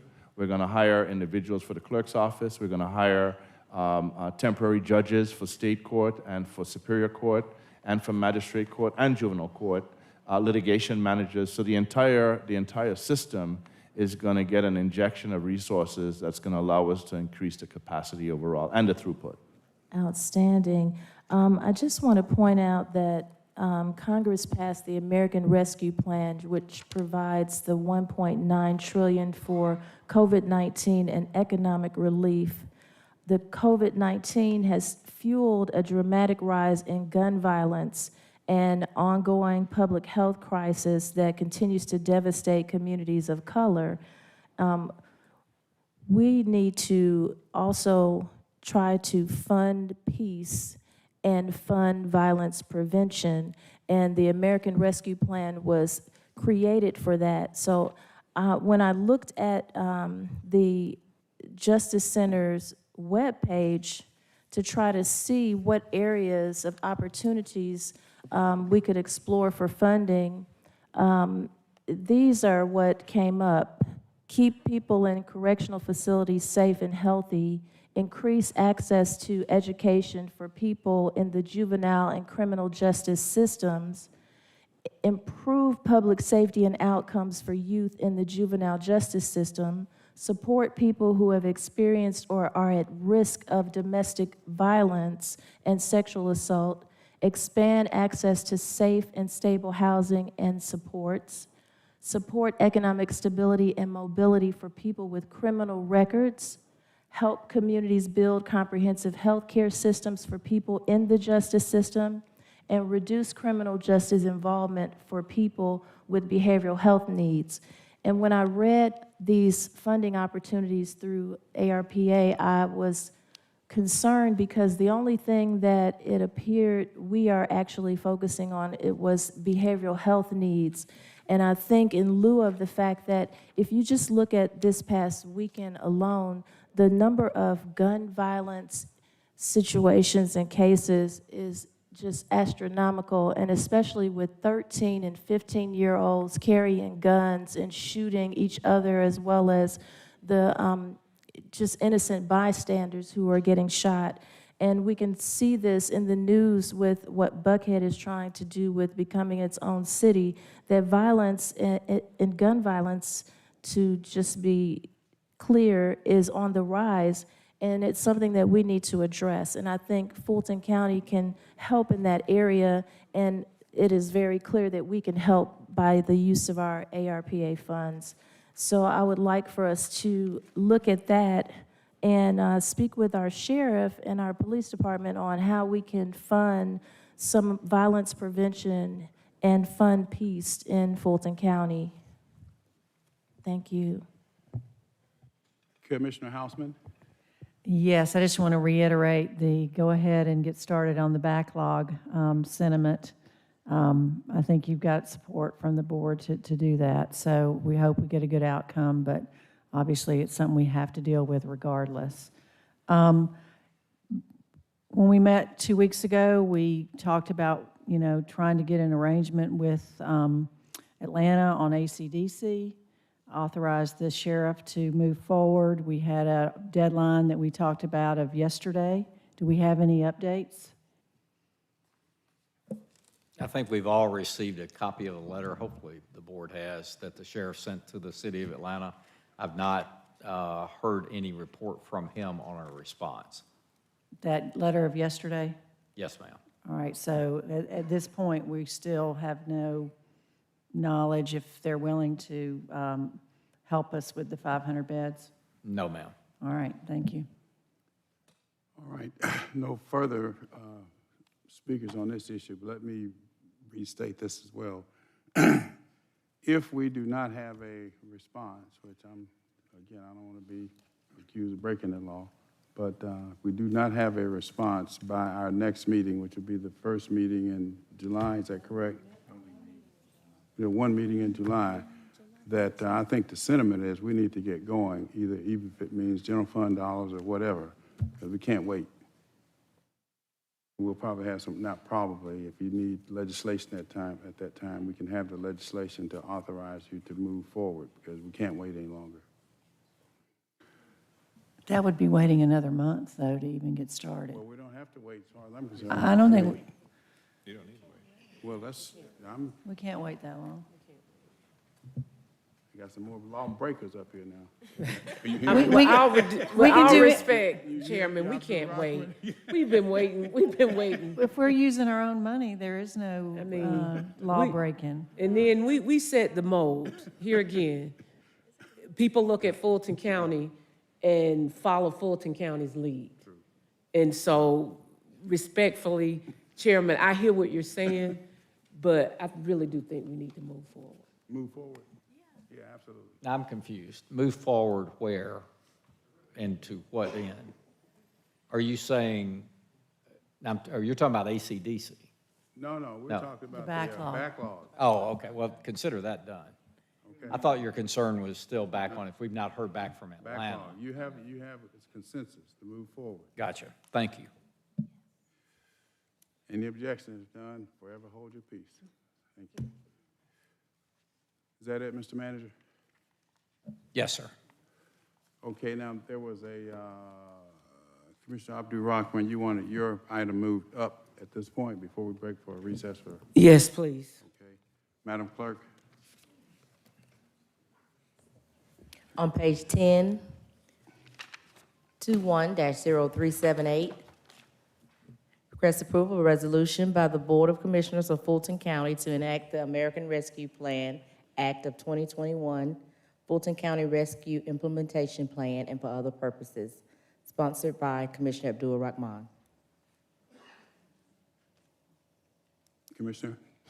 Yes, Chairman. I want to say here that, you know, the way we move forward is to approve policy. We are policymakers. Our job is to make policy, to give guidance to the county manager to implement.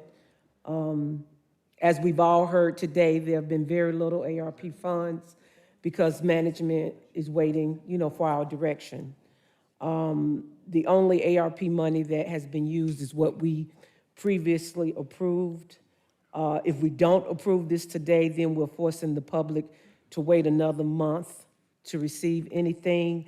And I want to take this time to say I am open to consider any friendly amendment that will help us to get this resolution passed and get this money out and get the county manager and his staff working as quick as possible.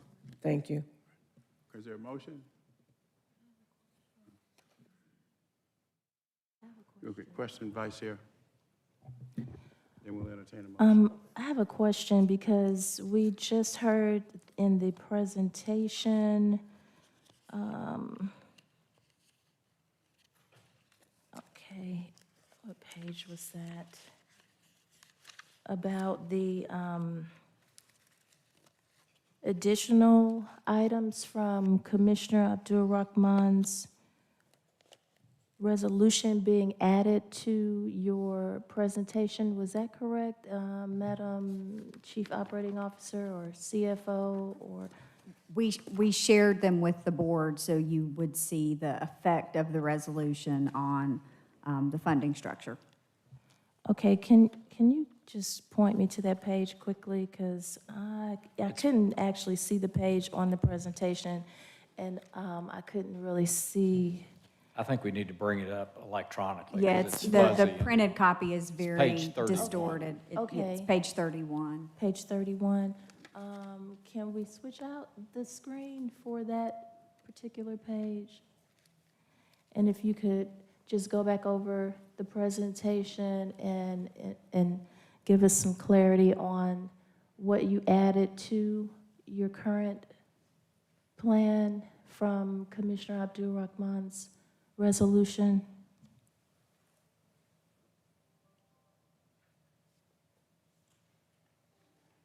Okay. Yeah. Thank you, Vice Chair Hall. The presentation, if you'll look, the center column that says 6/16/2021, that is the current operational plan with the changes that we made in order to realign funds from the General Fund Emergency Expense Reserve Fund to the American Rescue Act to sort of swap out costs so we could fund the pay-for-performance plan out of the EERF. The next column over, impact of resolution, are the additional amounts of funding that the resolution calls for as presented. So the first item, the $6.5 million, that would have been the additional cost for the $3,000 payment for all employees. The next item down, the $22 million, that is for the incremental request to bring the allocation for mortgage assistance up to $32 million, which is what the resolution calls for. The next item is $5.5 million, an additional $5.5 million for the small business program. The next item is an additional $2.8 million for a summer youth. I don't think that's correct. I think that is supposed to be combined with, oh, actually, I don't think that's correct, Commissioner. I need to verify that one and the artist's item as well. And then I'm sorry, what?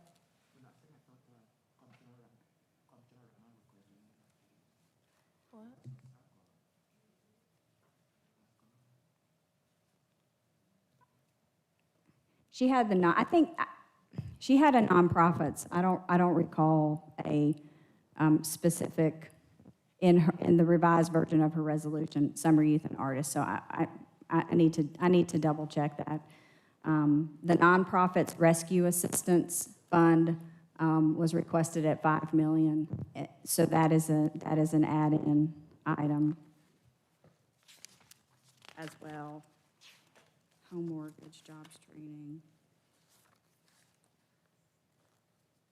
I think what's missing is the jobs training.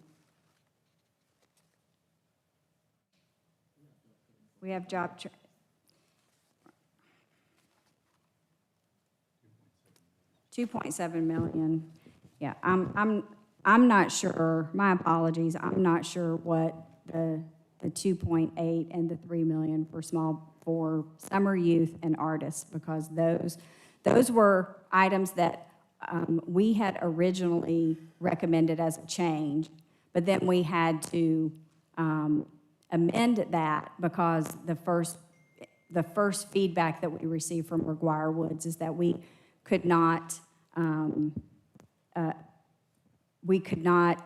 act on those programs as proposed because you couldn't pay wages to individuals. And the recommendation on the artist program is that they should be combined with either the small business or any sort of award to nonprofits. So I think that the 2.8 and the 3 million, I don't believe those were part of the commissioner's resolution, and we would need to make an adjustment for that. At any rate, I'm sorry. I'm sorry. So reading through the resolution, the requirements, there was a home mortgage assistance program of $32 million. We had proposed 10, so we had to increase it by 22. There was a jobs training rescue program proposed at 1.3 million across in each of 2 years, 2021 and 2022. So that's a total of 2.7 million. And we already had 2.8 million in the budget for jobs training, so we didn't make an adjustment for that. The small business grants assistance program requested a total of $10 million. We had 4.5 in, so we had to add 5.5 to bring the total up to 10 million. Then there was the Employee Pandemic Relief Program, which was $3 million per employee, which, I mean, $3,000. Yeah, $3,000 per employee, which required an adjustment. Then there was a nonprofit rescue assistance program, which is 2.5 million in each of 2021 and 2022, which was for a total of 5 million. And then there was a second amount of $5 million, a total of $5 million for a loan program for nonprofits. So the nonprofit line really should be 10 million instead of the 5 million that's listed on this schedule. And then the rest of the resolution was to implement our items. So I think that the summer youth and the artist numbers really should be on the nonprofit rescue line to bring that up to a total of 10 million. 5 million for the grant portion and 5 million for the loan portion that was contemplated in the commissioner's resolution. I think we just have it mislabeled on the presentation. Okay, so does that change the bottom line? No, total? ma'am. You're just changing the funding along the itemized lines? Yes, ma'am. What's and in the equals summer, the same? Yeah, the summer youth and the artist really needs to be moved down to the nonprofit line. Okay, good. I'm sorry about that. So because we have addressed the pay performance, you said that was the 6.5? Yes, ma'am. That's the 6.5, so that needs to come out, right? Yes, ma'am. Okay, so I would suggest a friendly amendment to your resolution to remove that portion because we've already voted on that. Second. It's not, the $3,000 was removed already? Okay, Commissioner Morris just said it is in the resolution. I'm sorry. and So who is right? Is it in there? I mean, Commissioner Morris. Sharon, because I don't think it's in there, the amount. So the version that I printed off of the agenda yesterday for premium pay for employees still has a $3,000 payment for eligible employees. right? There was no total amount, it just said. Yeah, it was no total amount It said added in. 3,000 for employees, so we had to Yeah. do a calculation to calculate what that amount would be. Okay, so my understanding is that amount is not in there. The amount for the 6 point something that she stated is not in there, correct? But the pay performance is in the resolution? It's just not, there's just no amount. Is that what it is? Because it is in the resolution, is it not? Or has it been removed? Excuse me, may I make a suggestion? Yes, sir. Commissioner Abdul Rahman, to give her, while we're in the executive session, time to clean it up so we all have the same document before us, if that's acceptable. Okay, that's No, fine. To you. Okay, well, what are we cleaning up? I'm just trying to figure that out. The resolution that was included in the agenda package.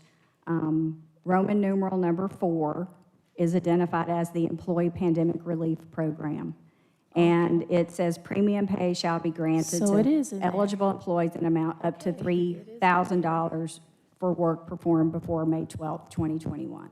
So on the schedule, what you have in the impacts of the resolution column is the incremental funding that would have been required to meet that particular point of the resolution. So So my point is, it is in the resolution, But you are saying to remove it, and you need a second. because we've I already second it. voted I on second to remove it. Okay.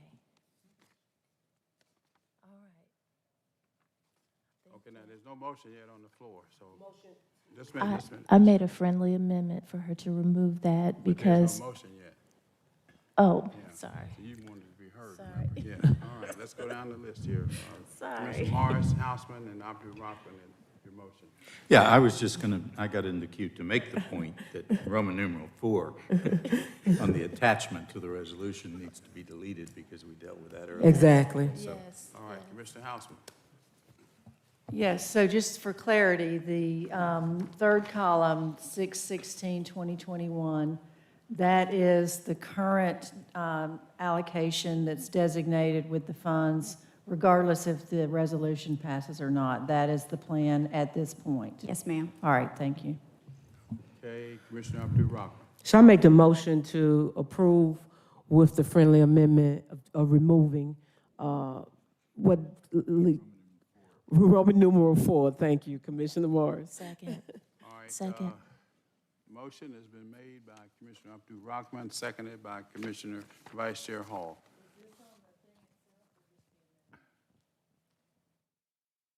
Well, This is on the actual motion to approve with our friendly removing, amendment. with the friendly amendment, yes. Okay, let's vote, please. And the vote is open.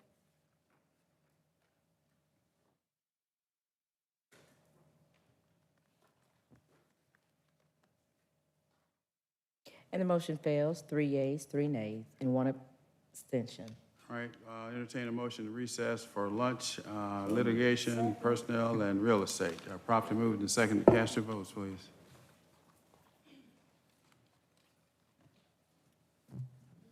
Madam Clerk. Need to, if you would, please, a mover and a seconder. What? Did It was, Make up your mind, whether you're going to do it or we are. You started off with you doing it. Okay. And the vote is open. okay.